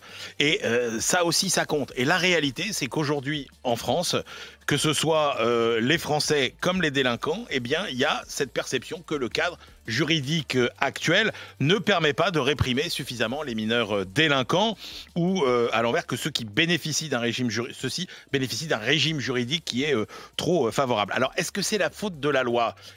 En partie seulement. Parce que la réalité, c'est qu'aujourd'hui, vous pouvez envoyer en prison un mineur de 13 ans. Donc, c'est en partie la faute de la loi, mais c'est en partie beaucoup la faute de la justice. Et notamment pour des raisons de moyens. Puisque la réalité aujourd'hui, c'est qu'il n'y a quasiment plus d'emprisonnement pour des peines très courtes. Si vous regardez les chiffres, les peines de moins d'un mois, c'est moins 87% en 30 ans.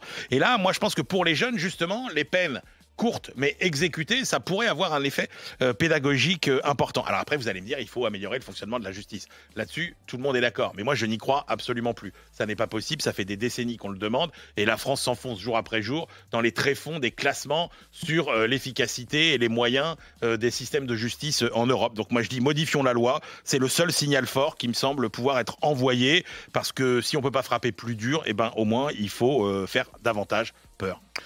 Moi, je suis sidéré. Je t'avoue que je suis sidéré. Pas parce que tu viens de dire, parce qu'on peut en débattre, etc.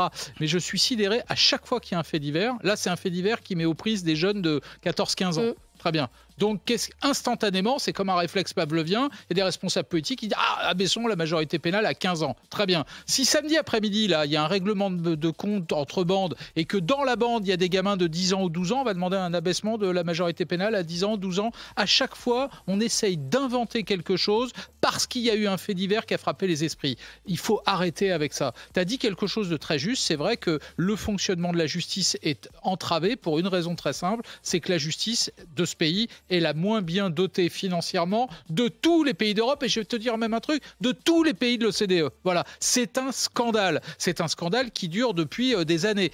Pour 1 000 € d'impôts dépensés, retenez bien ce chiffre, il est fondamental. Pour 1 000 € d'impôts dépensés, 4 € seulement vont à la justice, c'est-à-dire les miettes. La justice n'a aucune importance. C'est un scandale. Maintenant, la majorité pénale, je vais te dire, c'est un faux problème. C'est un faux problème pour une raison très simple, c'est que quand des jeunes sont impliqués dans des affaires, il y a déjà aujourd'hui une réponse pénale pour 93% d'entre eux. Alors la réponse pénale, elle peut plaire ou déplaire, on peut la considérer laxiste ou pas laxiste, mais on répond pénalement. J'ai regardé la liste. Réparation pour les victimes, mesures éducatives, liberté surveillée, suivi psychologique, placement dans des centres ouverts ou fermés selon la gravité. Bref, il y a un arsenal qui est là. Alors après, on peut dire que les juges ne sont pas assez sévères, mais abaisser la majorité pénale à 15 ans, est-ce que vous êtes prêts, ou à 16 ans d'ailleurs, peu importe, est-ce que vous êtes prêts, les amis, à donner le droit de vote à ceux qui ont 16 ans ?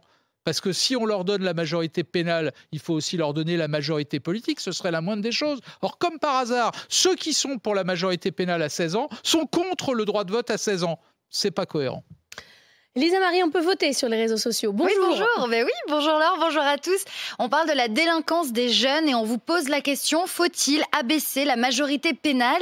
Vous pouvez nous répondre sur notre compte Twitter, Neumann Le Chypre, et sur rmc.fr. Et on attend tous vos messages sur l'application RMC et sur notre page Facebook jusqu'à 15h. RMC, Neumann Le Chypre. 32-16. Et on est avec Valentin qui nous attend à Reims. Bonjour Valentin. Oui, bonjour. Bonjour, tu es policier, toi, Valentin. Tu entends Laurent dire il y a la réponse pénale, mais est-ce qu'il y a l'application des peines ? Absolument pas. Mais de toute façon, ce cadre, tout l'éventail d'arsenal, entre guillemets, qu'a donné Laurent, c'est un petit peu de la fumisterie, excusez-moi, mais les mesures éducatives, ceci, etc., ce sont des mots en fait qui ne sont absolument pas suivis des faits. Et en fait, il faut savoir qu'au niveau mineur, au niveau de la justice des mineurs, celle-ci est toujours régie par une ordonnance qui date de 1945. Et qui est en train d'être réformée là. Ça fait depuis 1945 qu'on essaie de la réformer, mais jusqu'à maintenant, ça n'a absolument pas changé les choses. Depuis 1945, la société et les jeunes ont plus qu'évolué. On parle toujours d'enfants à chaque fois dans les trucs. Ceux qu'on a aujourd'hui à 16 ans, vous parlez de règlement entre bandes, mais il n'y a pas le problème. C'est pas juste un épiphénomène, et il n'est pas uniquement dû au règlement contre bandes. C'est vrai. On a à peu près, en ce moment, moi je travaille justement sur les violences. On a à peu près 80% des violences qui sont commises par des mineurs. C'est forcément des violences gratuites. Ce sont aussi des vols, une explosion des vols avec violence. Vous vous faites arracher un téléphone portable, ou même beaucoup maintenant en ce moment c'est la mode. On vous donne un rendez-vous pour acheter un téléphone sur des sites de petites annonces, et puis quand vous arrivez pour vendre votre téléphone, en fait vous prenez un flingue sur la tête. Et l'excuse de la minorité, justement, elle est devenue une excuse. À savoir que moi j'en ai encore justement pour ce genre d'affaires dont je viens de vous parler, j'en ai encore attrapé quelques-uns la semaine dernière. La première chose que nous disent les gamins, c'est de toute façon vous ne pouvez rien faire contre moi parce que je suis mineur. Et encore plus grave, dès qu'on a les parents au téléphone pour leur dire ce qu'il en est, etc., ils nous disent exactement la même chose. De toute façon, mon fils est mineur, de toute façon, vous ne pourrez rien faire contre lui. La minorité protège, en fait. Alors, attends, mais attendez, Valentin, moi, je trouve ça quand même assez perturbant. C'est-à-dire que quand on regarde l'arsenal judiciaire, on peut les sanctionner. Mais où est-ce que ça coince alors ? Moi, c'est ça que je... Oui, parce qu'aujourd'hui, en France, on peut envoyer en prison quelqu'un qui est présent. Comment ça se fait que le gamin, Valentin, il est convaincu qu'il agit en toute impunité, quasiment ? Mais oui, parce que de toute façon, on peut envoyer, mais donnez-moi un exemple d'un gamin de 13 ans qui a été envoyé en prison. À part s'il a ouvert quelqu'un en deux, moi je suis désolé, mais ça, un jeune qui fait une connerie, on a tous droit à erreur, on est d'accord là-dessus. Donc il va y avoir une première mise en examen, il va être présenté à un juge d'instruction, il va être mis en examen, des mesures éducatives, un petit contrôle judiciaire qui, de toute façon, n'a strictement rien à faire parce que de toute façon, il ne le respectera pas. Et 6 mois, 1 an plus tard, il va être jugé sur des faits. Et il n'aura absolument rien derrière. Valentin. Comme il n'a pas de réponse immédiate, qu'est-ce qui va se passer ? Il dit effectivement, on a raison. Je me suis fait avoir ce coup-ci, mais les autres fois, je me suis pas fait avoir. Ça vaut le coup que je continue, et je vais continuer. Valentin, on ne va pas se disputer sur le constat. Le constat, c'est toi qui es sur le terrain, donc on ne peut que te faire confiance. Qu'est-ce que tu proposes quand tu entends des gens qui disent qu'il faut abaisser la majorité pénale à 15 ans ou à 16 ans? Est-ce que c'est ça la réponse? Déjà, oui. Déjà, oui. Ne serait-ce que déjà, on n'est pas forcé de le faire déjà pour toutes les infractions. Mais à partir du moment où on arrive à des infractions qui sont sanctionnées d'une peine d'emprisonnement égale à 5 ans, on pourrait déjà commencer par l'oublier, cette majorité-là. Surtout qu'en plus, les services de police sont souvent paralysés justement au niveau des enquêtes sur les mineurs, justement à cause de toutes les mesures de protection qui sont mises en place autour d'eux. Alors, je m'attendais à ta réponse, donc du coup, je te pose la deuxième question. Est-ce que tu penses que c'est utile, intelligent, notamment pour éviter la récidive, d'envoyer un gamin de 15 ou 16 ans dans le processus carcéral quand on sait que la prison, c'est en grande partie l'école du crime? Est-ce que c'est la bonne idée à 15 ans? Eh bien, pour certains, ça peut l'être. Honnêtement, pour certains, ça peut l'être. Parce que le souci actuel, c'est que justement, comme ils savent pertinemment qu'il n'y a aucune réponse pénale derrière, c'est pour ça qu'ils font des conneries. Nous, les gamins, ils font des conneries entre 15 et 18 ans. À partir de 18 ans, la plupart du temps, vous n'en entendez plus parler. Effectivement, si certains, alors à un moment donné, ça aurait un effet dissuasif. Alors malheureusement, il y en aurait quelques-uns entre guillemets qui paieraient les pots cassés. Mais oui, à un moment donné, de savoir que, attention, là maintenant, on ne peut plus agir en toute impunité. Je vais sanctionner, je risque gros, donc parce que je vois mes petits copains qui sont partis en prison. Donc le téléphone portable, au lieu d'aller l'arracher, où je vais essayer de me l'acheter à mon anniversaire. C'est intéressant ce que tu dis, Valentin, la minorité qui sert d'impunité et qui fait que à partir de 18 ans, on sent qu'il y a un risque, donc on se calme. Mais moi, je comprends pas ce discours. Je suis désolé, je regarde les chiffres, ou alors les chiffres qu'on nous donne sont faux, peut-être. C'est pas le sujet, Laurent. À chaque fois qu'un mineur est pris et entre dans le processus judiciaire, d'accord, il est condamné. Dans 93% des cas, il y a une réponse pénale. Alors, est-ce qu'elle est appliquée? Est-ce qu'elle est appliquée? C'est un mot. C'est un mot. La réponse pénale, la plupart du temps, c'est... Une réponse pénale, oui, d'accord, une réponse pénale, oui. Alors, une mesure éducative, tu parlais par exemple des mesures de réparation, par exemple. Ouais. Voilà, réparation victime, ouais. Voilà, réparation victime. Mais il n'y a pas de réparation victime. Il n'y a pas de réparation victime parce que de toute façon, la plupart, malheureusement, on est bien d'accord là-dessus, que les mineurs délinquants, la plupart du temps, sont issus de milieux extrêmement défavorisés. On avance là, Valentin. Attends. Parents, ils n'auront jamais les moyens de rembourser 1000, 2000, 3000 euros à une victime. D'accord, donc on avance. Valentin. C'est garantie des victimes qui prennent en charge derrière. J'ai entendu. Pas les victimes, pas les auteurs, ni leurs parents. Donc ils sont de toute façon totalement déresponsabilisés, et les mesures de réparation, ils n'en ont rien à fiche. J'ai entendu, donc on avance. Tu le dis toi-même, c'est pas un problème de renforcer la loi ou par exemple d'abaisser la majorité, c'est le problème d'appliquer les décisions qui sont prises, voire de les appliquer de façon plus sévère. Mais tu seras d'accord avec moi que dans le code pénal, tout l'arsenal est là. Alors comme il y a un manque de moyens, là je peux rejoindre Emmanuel, le suivi psychologique, il n'y a pas de psychologue. Les centres fermés, les centres ouverts, on ne trouve pas de personnel. Il n'y a pas les moyens. Donc évidemment, on les laisse dehors et on n'applique pas les peines. Oui, mais sauf que c'est bien là le sujet, Laurent. Et quand tu regardes, la réalité, c'est que la perception des Français et la perception de ces jeunes, c'est qu'il y a une impunité quand tu es jeune délinquant. Et donc, moi, ton histoire sur les moyens et que tout le monde veut plus de moyens, merveilleux. Mais le problème, c'est qu'on ne le fera pas. Pourquoi on le ferait cette fois-ci? Et donc, moi, je pense qu'un signal fort, pour le coup, c'est de changer la loi. Et on va continuer d'en parler. Merci beaucoup à Valentin d'avoir été avec nous. Merci Témoignage beaucoup, de policiers très précieux. On va continuer à parler de la délinquance des jeunes, les guerres entre bandes. Est-ce qu'il faut abaisser la majorité pénale? C'est notre question jusqu'à 13h. A tout de suite, Neumann Le Chypre, on revient. RMC, midi 15h. Neumann Le Chypre.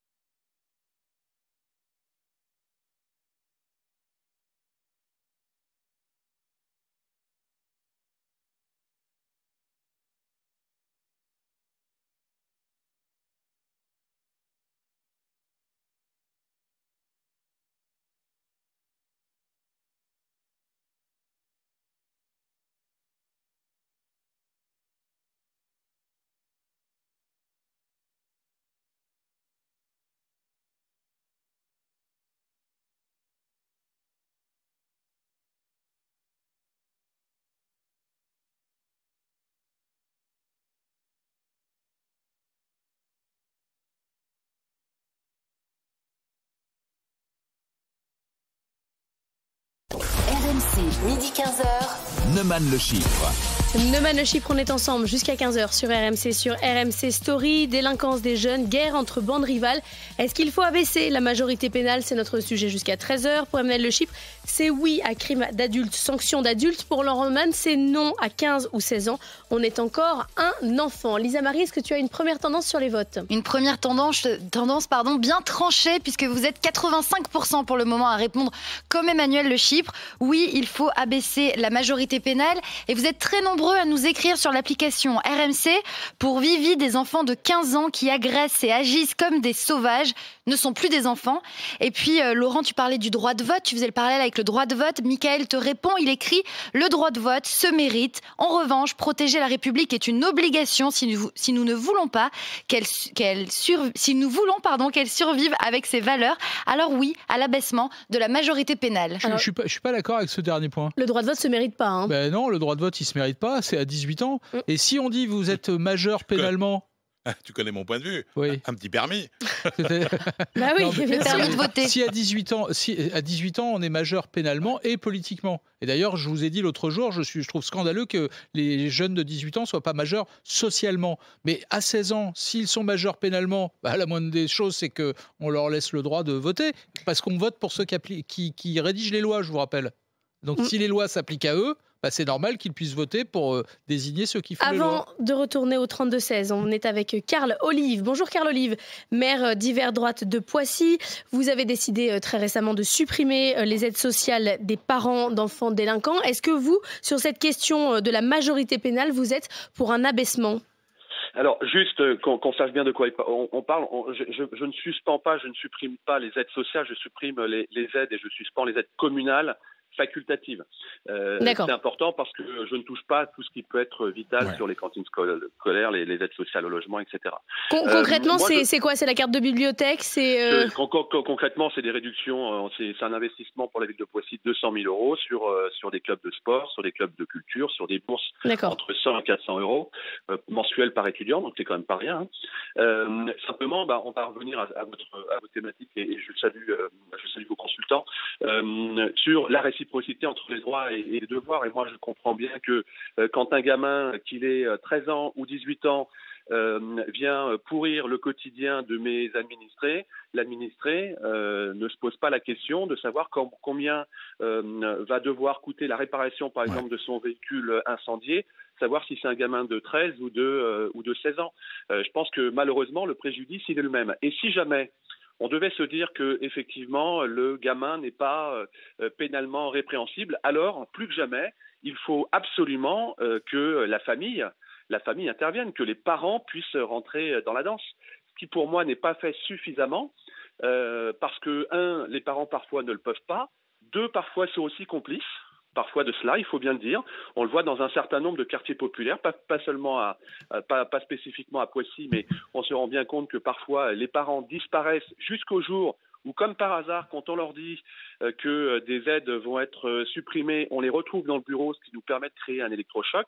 Donc, pour répondre à votre question, moi, je suis parfaitement favorable à ce que un gamin de 13 ans ou de 16 ans soit de la même manière sanctionné et connaissent la sanction qui soit proportionnelle au délit qu'ils ont pu enfreindre. Alors, Carl Olive, c'est Laurent Neumann, bonjour. Juste une question, il y a une différence entre la responsabilité pénale et la majorité pénale. En France, la responsabilité pénale, c'est à partir de quel âge on peut poursuivre quelqu'un. La majorité pénale, c'est à partir de quand quelqu'un peut être condamné, et notamment condamné à des peines de prison, entre autres. Mais juste une chose, moi j'ai l'impression que année après année, et j'allais presque dire fait divers après fait divers, on cherche à durcir les textes. Or, les textes sont parmi les plus durs en Europe, et je me demande si la question, ça n'est pas l'application de ces textes, et je vais même aller au-delà, je me demande si la question n'est pas les moyens accordés à la justice pour faire appliquer ces textes. Et on parlait il y a quelques instants avec un policier, il en convenait, vous pouvez condamner un gamin à un suivi psychologique, à la réparation, à même aller dans un centre ouvert ou un centre fermé, mais si on n'a pas les moyens de les accueillir, si on n'a pas les moyens d'exécuter les peines, vous avez le ressenti de vos concitoyens qui disent on les attrape et il ne leur arrive rien. Laurent Neumann, je vous donne la réalité de terrain, c'est exactement celle que vous venez d'exposer. Aujourd'hui, un gamin qui a 14 ans, qui casse en pleine nuit, hein, comme si les gamins en pleine nuit à 14 ans devaient être sur la place publique. Un abribus, il rentre chez lui après avoir été pris en flagrant délit, il passe 2 heures au commissariat, il revient avec le lever de la victoire dans les quartiers. La vérité, c'est que les pouvoirs du maire, et pourquoi moi je vais jusque-là? Parce que je vais jusqu'où me permet de mettre en place le pouvoir de police du maire. Les pouvoirs du maire s'arrêtent où les limites du pouvoir, je dirais, central commencent. Et quand on me dit, mais monsieur le maire, attendez le jugement définitif, mais bien sûr qu'on va attendre le jugement définitif, c'est-à-dire 2 ans après le délit. Vous pensez que la réalité du terrain, c'est être 2 ans après? La réalité du terrain, c'est que dès le lendemain, il faut passer à autre chose. Pourquoi? Parce que comme la théorie de la vitre brisée le dit bien, si vous laissez les choses en l'état, alors c'est la porte ouverte au laxisme et à l'impunité. Donc je pense qu'il faut qu'on ait une réponse qui soit proportionnée. J'entends ce que vous dites et je le rejoins. Il faut que l'État, plus que jamais, parce que ça date pas d'hier, c'est pas un microclimat, hein, donc chacun y a sa part depuis 20 à 25 ans. Comme je dis, on porte un masque sanitaire depuis 1 an, mais ça fait 25 ans qu'on porte des oreilles sociales, des œillères sociales. Et il faut absolument qu'on ait plus de moyens pour la justice, pour qu'on ait des réponses qui soient plus rapide et plus de moyens aussi, ou une répartition de moyens différents pour la police, pour que les policiers arrêtent de passer plus de temps derrière leur bureau pour remplir des tâches administratives, là où on les attend sur le terrain. Oui, mais sauf que Carl Olive, ça c'est les réformes dont on rêve depuis 30 ans dans ce pays, c'est-à-dire plus d'argent public, mieux dépensé, plus efficacement. Alors on peut toujours considérer qu'il ne faut attendre que ça et puis on ne fait rien. Moi je pense quand même que Laurent, c'est là où je pense qu'il y a une symbolique dans la loi. Il y a une symbolique. On a beau dire qu'effectivement les textes théoriquement prévoient de sanctionner les jeunes, la réalité c'est qu'ils ont tous le sentiment qu'il peut rien leur arriver et les faits donnent raison et que les Français ont aussi ce sentiment. Changer la loi, moi je pense que c'est un symbole très fort sur une volonté de restaurer une forme d'autorité de l'État. Ouais, mais je te répète ce chiffre, je pense qu'il faut l'avoir en tête. 1 000 € d'impôts et de taxes, tu as 300 € pour la santé, 300 € pour la retraite, tu fais le compte de tout ce qu'on paye avec ces 1 000 € d'impôts. La justice, c'est le dernier poste, c'est 4 €. Il n'y a pas un pays en Europe où on dépense aussi peu. Je suis d'accord, et la Laurent. Justice, mais Emmanuel, concrètement, une fois que tu auras dit ça à tous les concitoyens de Carl Olive, ça leur fait une belle jambe. Emmanuel, la justice, c'est pas juste des magistrats et des greffiers. La justice, c'est aussi des psychologues, des agents d'insertion, des gens qui travaillent dans les centres éducatifs. Mais en attendant, quand ta bagnole elle a cramé pendant la nuit, je pense pas que ça te soit d'un grand secours de savoir tout ça. Et alors, allez-y, Carl. Alors, juste pour rejoindre ce que dit M. Chypre, c'est que en fait, on a effectivement, nous, fait appel à des médiateurs, comme on dit, de quartier, des médiateurs de rue. Et heureusement que nous avons le département des Yvelines pour pallier à cela, puisque c'est un financement complet de la part du département des Yvelines qui lui-même se substitue à ce qu'on pourrait éventuellement attendre de l'État. La vérité, c'est qu'aujourd'hui, on a un arsenal juridique qui existe et là, je crois qu'on peut le partager. Simplement, il faut aussi du courage. Et moi, j'appelle l'ensemble de mes collègues de maires de France, de gauche comme de droite, à prendre des initiatives qui montrent bien que dans la vie, il y a des droits et des devoirs. Et quand on a des enveloppes de quelques 200 000 € qui ne sont pas obligatoires et que nous les mettons en place pour satisfaire, pour faciliter le quotidien de nos administrés, quels qu'ils soient, la moindre des choses, c'est qu'on ait une contrepartie de savoir-vivre et de respect d'autrui. Si ça n'est pas respecté, je viens du sport. Dans le sport, vous êtes dans le jeu ou vous êtes en dehors du jeu. Et quand vous êtes en dehors du jeu, vous êtes Carl Olive, hors jeu. vous avez dit que vous vouliez retisser du lien avec ces familles qui parfois ne répondent pas, ont perdu complètement le contact. Est-ce que justement la suppression de ces aides, ça fonctionne? Est-ce que vous arrivez à retrouver le contact? Alors, encore une fois, je veux faire du discernement, y compris par rapport évidemment aux familles monoparentales.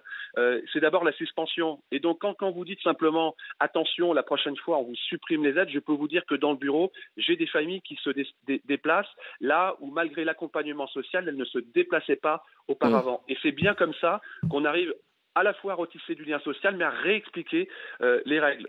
J'ai pris cet exemple, vous l'avez entendu, on a un sautoir dans notre stade qui a été incendié, 20 000 € de réparation par un jeune pris en flagrant délit, mineur, fils d'un papa agent de la collectivité. Évidemment que j'ai vu le papa tout de suite et je lui ai dit mais qu'est-ce qu'on fait? Moi je ne paye pas, c'est le contribuable qui va payer les conneries de ton fils. Et en fait ce qui s'est passé, c'est que le fils est venu dans le bureau avec le papa et ça s'est réglé ainsi. Alors évidemment, c'est la collectivité, comme d'habitude, qui a dû régler, mais depuis, je n'ai eu aucune difficulté. Donc je pense que quand on est vraiment sur un contrat, je dirais, gagnant-gagnant, mais pardon de le dire, hein, c'est Jacques Chirac qui disait ça, il y a des trucs qui ne se greffent pas dans la vie. Hein. Il faut effectivement qu'on ait le courage et qu'on soit accompagné et par l'État et aussi par les bailleurs qui de temps en temps regardent leurs petits doigts lorsqu'on aimerait plutôt leur faire montrer les mains.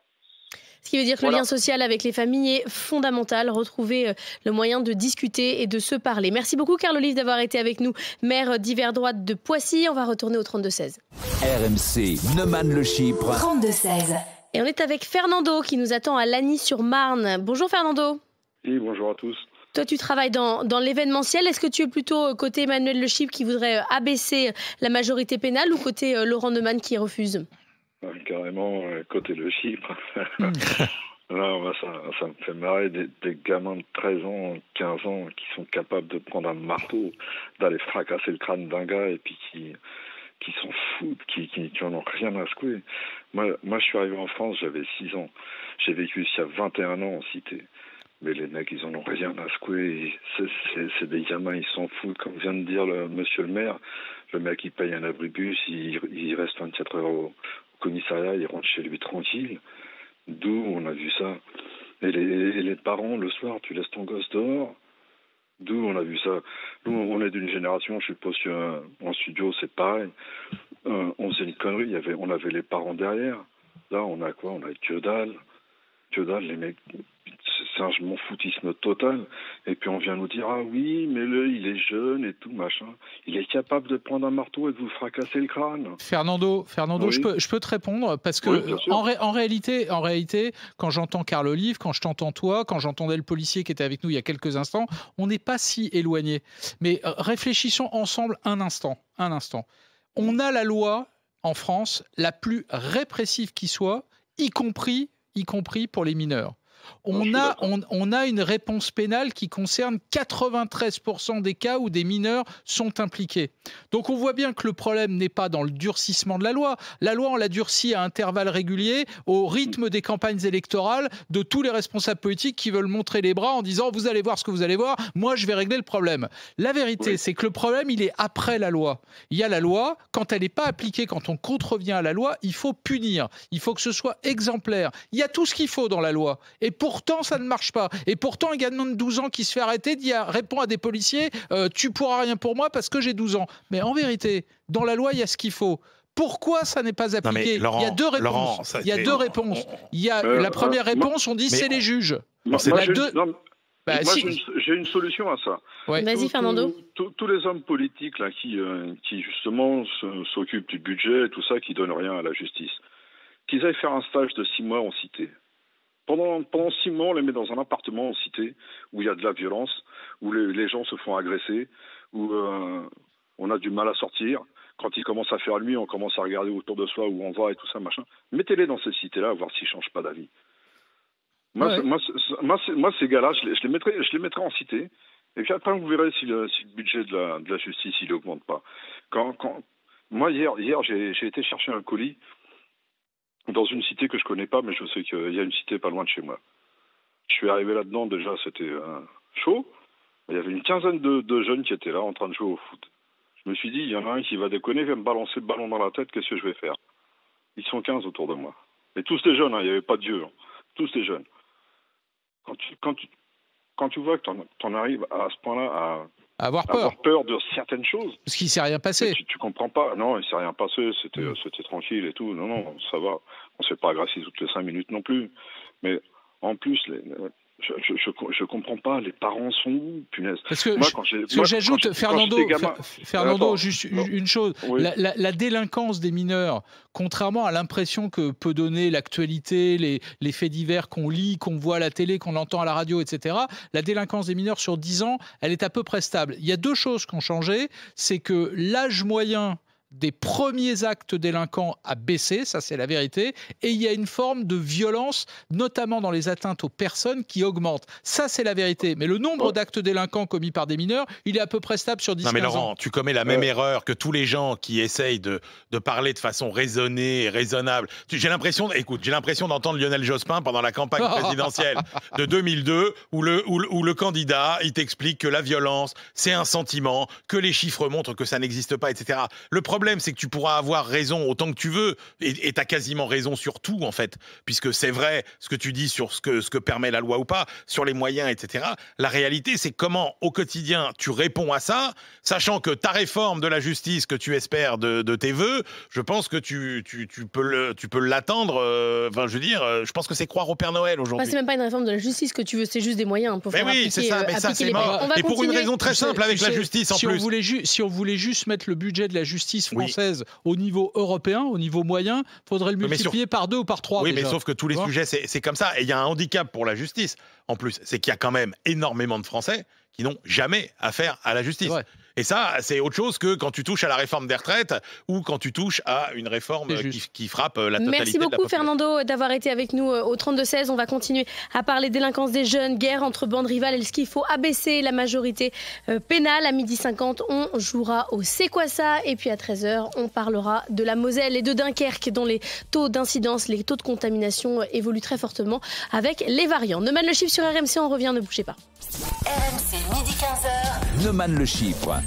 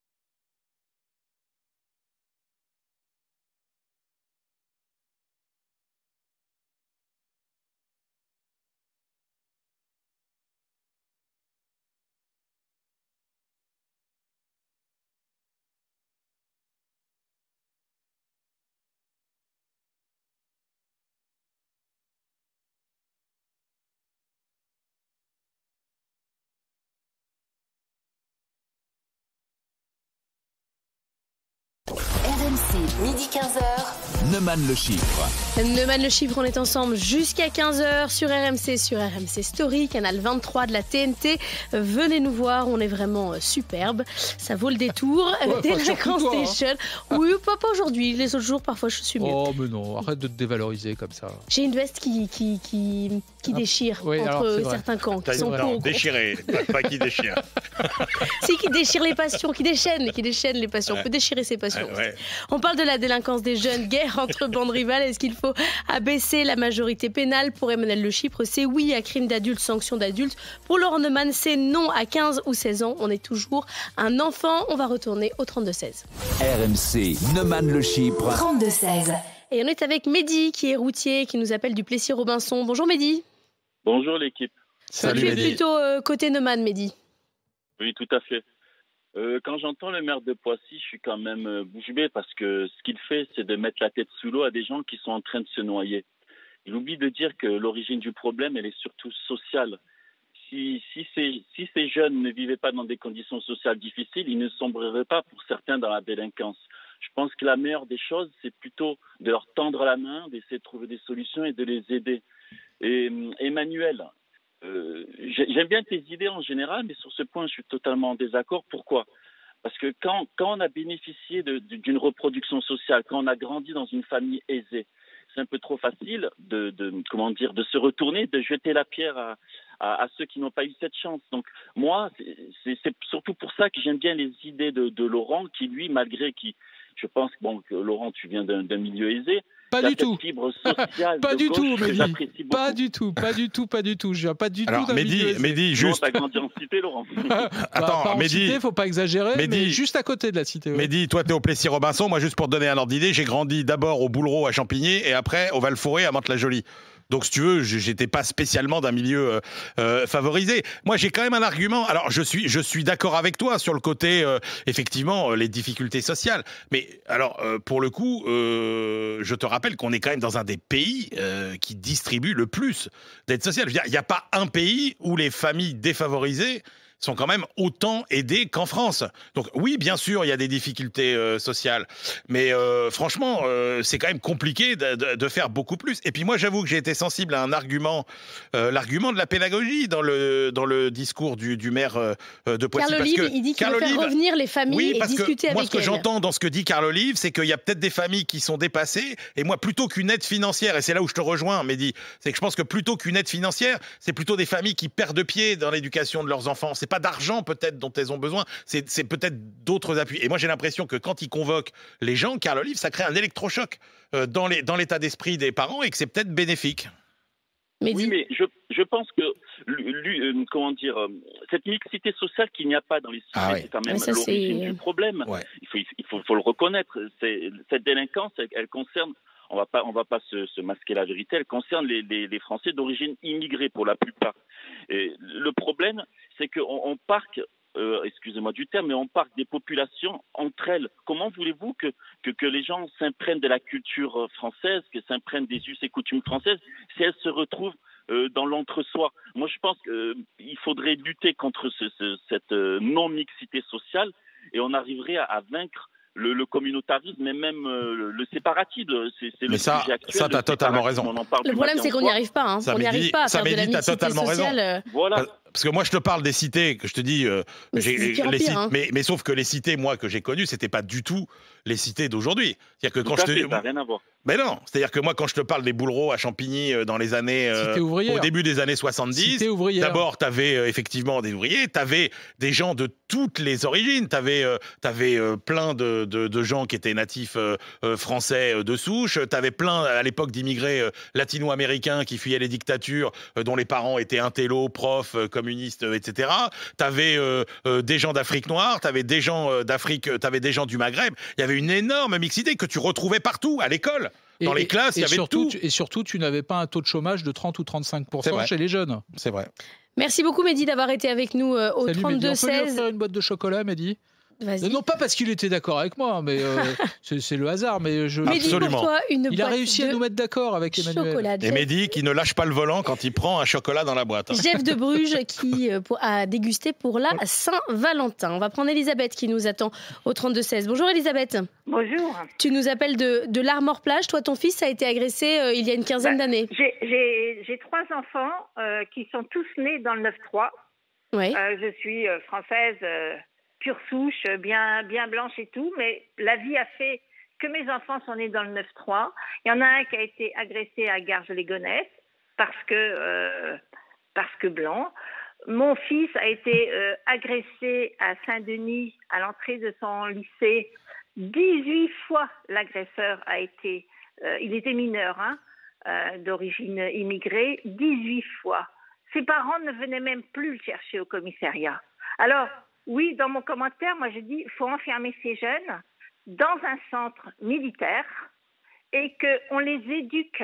Parce que ce gosse, c'était un mineur mal élevé, pas élevé. Alors je vais faire un peu de gauchisme en leur donnant toutes les bonnes raisons d'être comme ça. Mais moi je suis désolée, c'est l'éducation qui pêche dès le départ. Qu'on arrête les aides, qu'on leur donne des tickets de nourriture, des tickets de vêtements. Je veux bien, moi, des tickets alimentaires, mais plus d'argent. Parce Alors, que, véritablement... Elisabeth, juste une chose d'abord, parce que tu mets le doigt sur quelque chose qui est très juste, les fameux centres d'éducation fermés qui ont été confiés à des militaires, ça existait, ça s'appelait les EPID, et puis finalement, ça marchait pas très bien, et surtout, l'armée ne voulait pas s'en occuper. Donc du coup, aujourd'hui, ça existe, les centres d'éducation ouverts ou les centres d'éducation fermés, ça existe. Simplement, compte tenu du nombre de gamins qui pourraient y avoir accès, il n'y a pas assez de place, il n'y a pas assez de personnel, et donc du coup, ça n'est pas la réponse suffisante. Et à ce moment-là, on va mettre des animateurs, béni oui, et qui donnent toutes les bonnes circonstances atténuanentes. Et bien toi, tu penses qu'il n'y a que l'armée? Il n'y a que l'armée. De toute façon, c'est la rigueur. Alors, c'est pas avec c'est pas avec des éducateurs qu'on aura cette rigueur. Donc, je pense l'armée, parce que pour moi, il faut de l'éducateur, il faut de la rigueur, les faire se lever tôt, faire respecter la République. C'était ce qui se passait dans ces fameux EPID. Ils passaient le permis, ils faisaient du sport, ils étaient obligés de se lever tôt. Mais on leur apprenait des... faire du sport. Pas faire du sport. Oui, on va faire comme dans les films américains, on va jouer au basketball, à taper sur des balles. Non, c'est pas ça leur apprendre. Alors oui, pendant la récréation, pourquoi pas? Oui, le soir, après avoir fait des études. Mais ils savent pas lire, ces enfants. Ils savent pas lire et ils savent pas parler. J'avais entendu un reportage, peut-être sur RMC, je me souviens plus, BFM, un reportage où on leur réapprenait à parler pour se présenter, pour chercher un travail. Est-ce que c'est normal d'en arriver là? Est-ce que c'est normal que dans le 78, j'ai un enfant qui est enseignant, dans le 78, il y a sur 26 enfants, il y a 17 nationalités. Il y en a 5 qui arrivent sans parler français. Il n'y a pas de professeur pour leur apprendre le français. Est-ce que c'est normal? Les parents... Alors, mon fils, en tout cas, toi, Elisabeth, ton point de vue, c'est clair, c'est que tu veux faire appel à l'armée, mettre en place un système très strict pour apprendre la rigueur. Et mettre des moyens sur l'intégration, c'est ce que j'entends en sous-titre. Redresser, c'est ce que j'entends moi derrière. Merci Elisabeth d'avoir été avec nous au 32-16. Lisa Marie, est-ce que tu as les résultats des votes? Oui, et vous êtes finalement 91% à avoir voté comme Emmanuel Le Chypre et avoir répondu oui, il faut abaisser la majorité pénale. Pas étonné du tout. À chaque fois qu'on aborde ces questions-là, on veut toujours durcir la loi, durcir les règles, alors que les règles sont déjà les plus dures d'Europe. Ce qu'il faut, c'est donner des moyens pour les appliquer. On n'est pas d'accord avec Emmanuel. Il y a de plus entre le ressenti et la réalité. Enfin, j'ai encore vu personne qui était contre les moyens pour la justice, contre les moyens pour l'éducation et contre les moyens pour la santé. C'est tous ceux qui nous dirigent. Depuis 30 ans. Ils le diront pas. C'est pas ce qu'ils disent en tout cas. Allez, on va jouer au C'est quoi ça? RMC Neumann Le Chypre. Le C'est quoi ça? Et on joue aujourd'hui au C'est quoi ça avec Mohamed qui nous appelle du Nord et Johan qui nous appelle du Val-de-Marne. Bonjour à tous les deux. Bonjour. Bonjour. Messieurs, Emmanuel, bonjour Laurent. Mohamed, tu es le premier à avoir envoyé ton SMS. Tu veux jouer avec Emmanuel ou avec Laurent? Emmanuel, bien sûr. C'est pas bien sûr. Voilà, c'est comme ça. On partage ses idées en général et là pour le jeu. Donc ce qui me fait plaisir, Mohamed, c'est que dans la victoire ou dans la défaite, nous serons solidaires. Il sera peut-être fâché dans 2 minutes. J'espère que tu ne seras pas fâché si je te fais perdre. Johan, tu joues donc avec Laurent. Première question entre Mohamed et Johan. Vous buzzez avec votre prénom avant de donner votre réponse.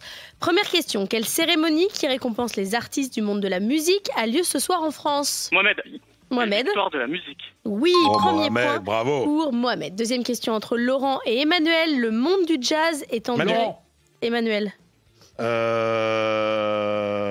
Oh non, ça, il sait pas. C'est le dernier concert que j'ai vu avant le confinement. Vas-y. C'est Chick Corea.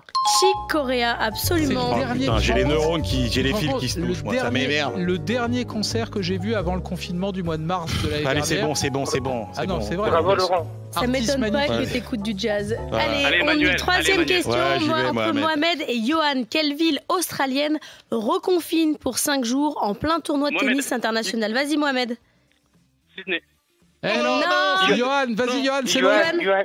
Oui. Melbourne. Oui. Zut. Bravo, Johan. Tu marques un point.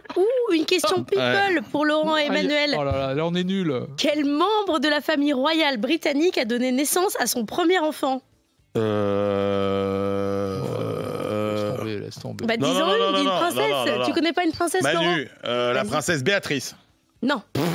Personne connaît une autre princesse. Mégane. Non. C'est la cousine de Béatrice. C'est la sœur de Béatrice. Allez, vas-y. Eugénie. Oui. Oh putain, je suis allé le chercher au plus profond de mes tripes, Mohamed. C'est clair.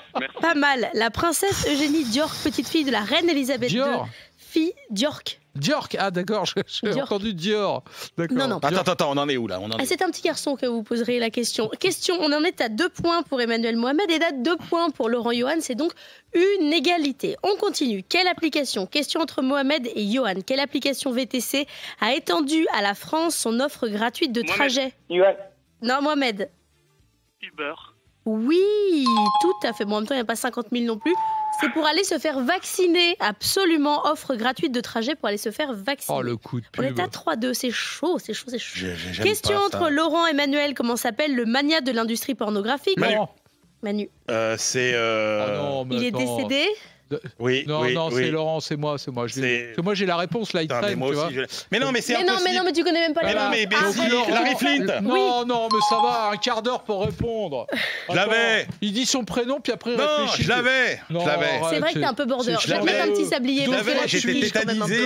Mais je suis tétanisé par la pression que vous me mettez. Mais je connais la réponse. Je vais appeler le tribunal arbitral du sport. En fait, tu sais que c'est pour ça que j'ai un stylo. Parce que j'essaie d'écrire les noms. Question entre Mohamed et Johan. Quel dessin animé dont les 3 super-héroïnes sont Belle, Bulle et Rebelle va être adapté? Vas-y. Oui. Non. Je t'envoie l'indice sonore. Non. Je l'ai plus. Mohamed. Bon, c'est les Super Nanas. Je suis désolée, c'est les Super Nanas. On est donc à une victoire de 4-2.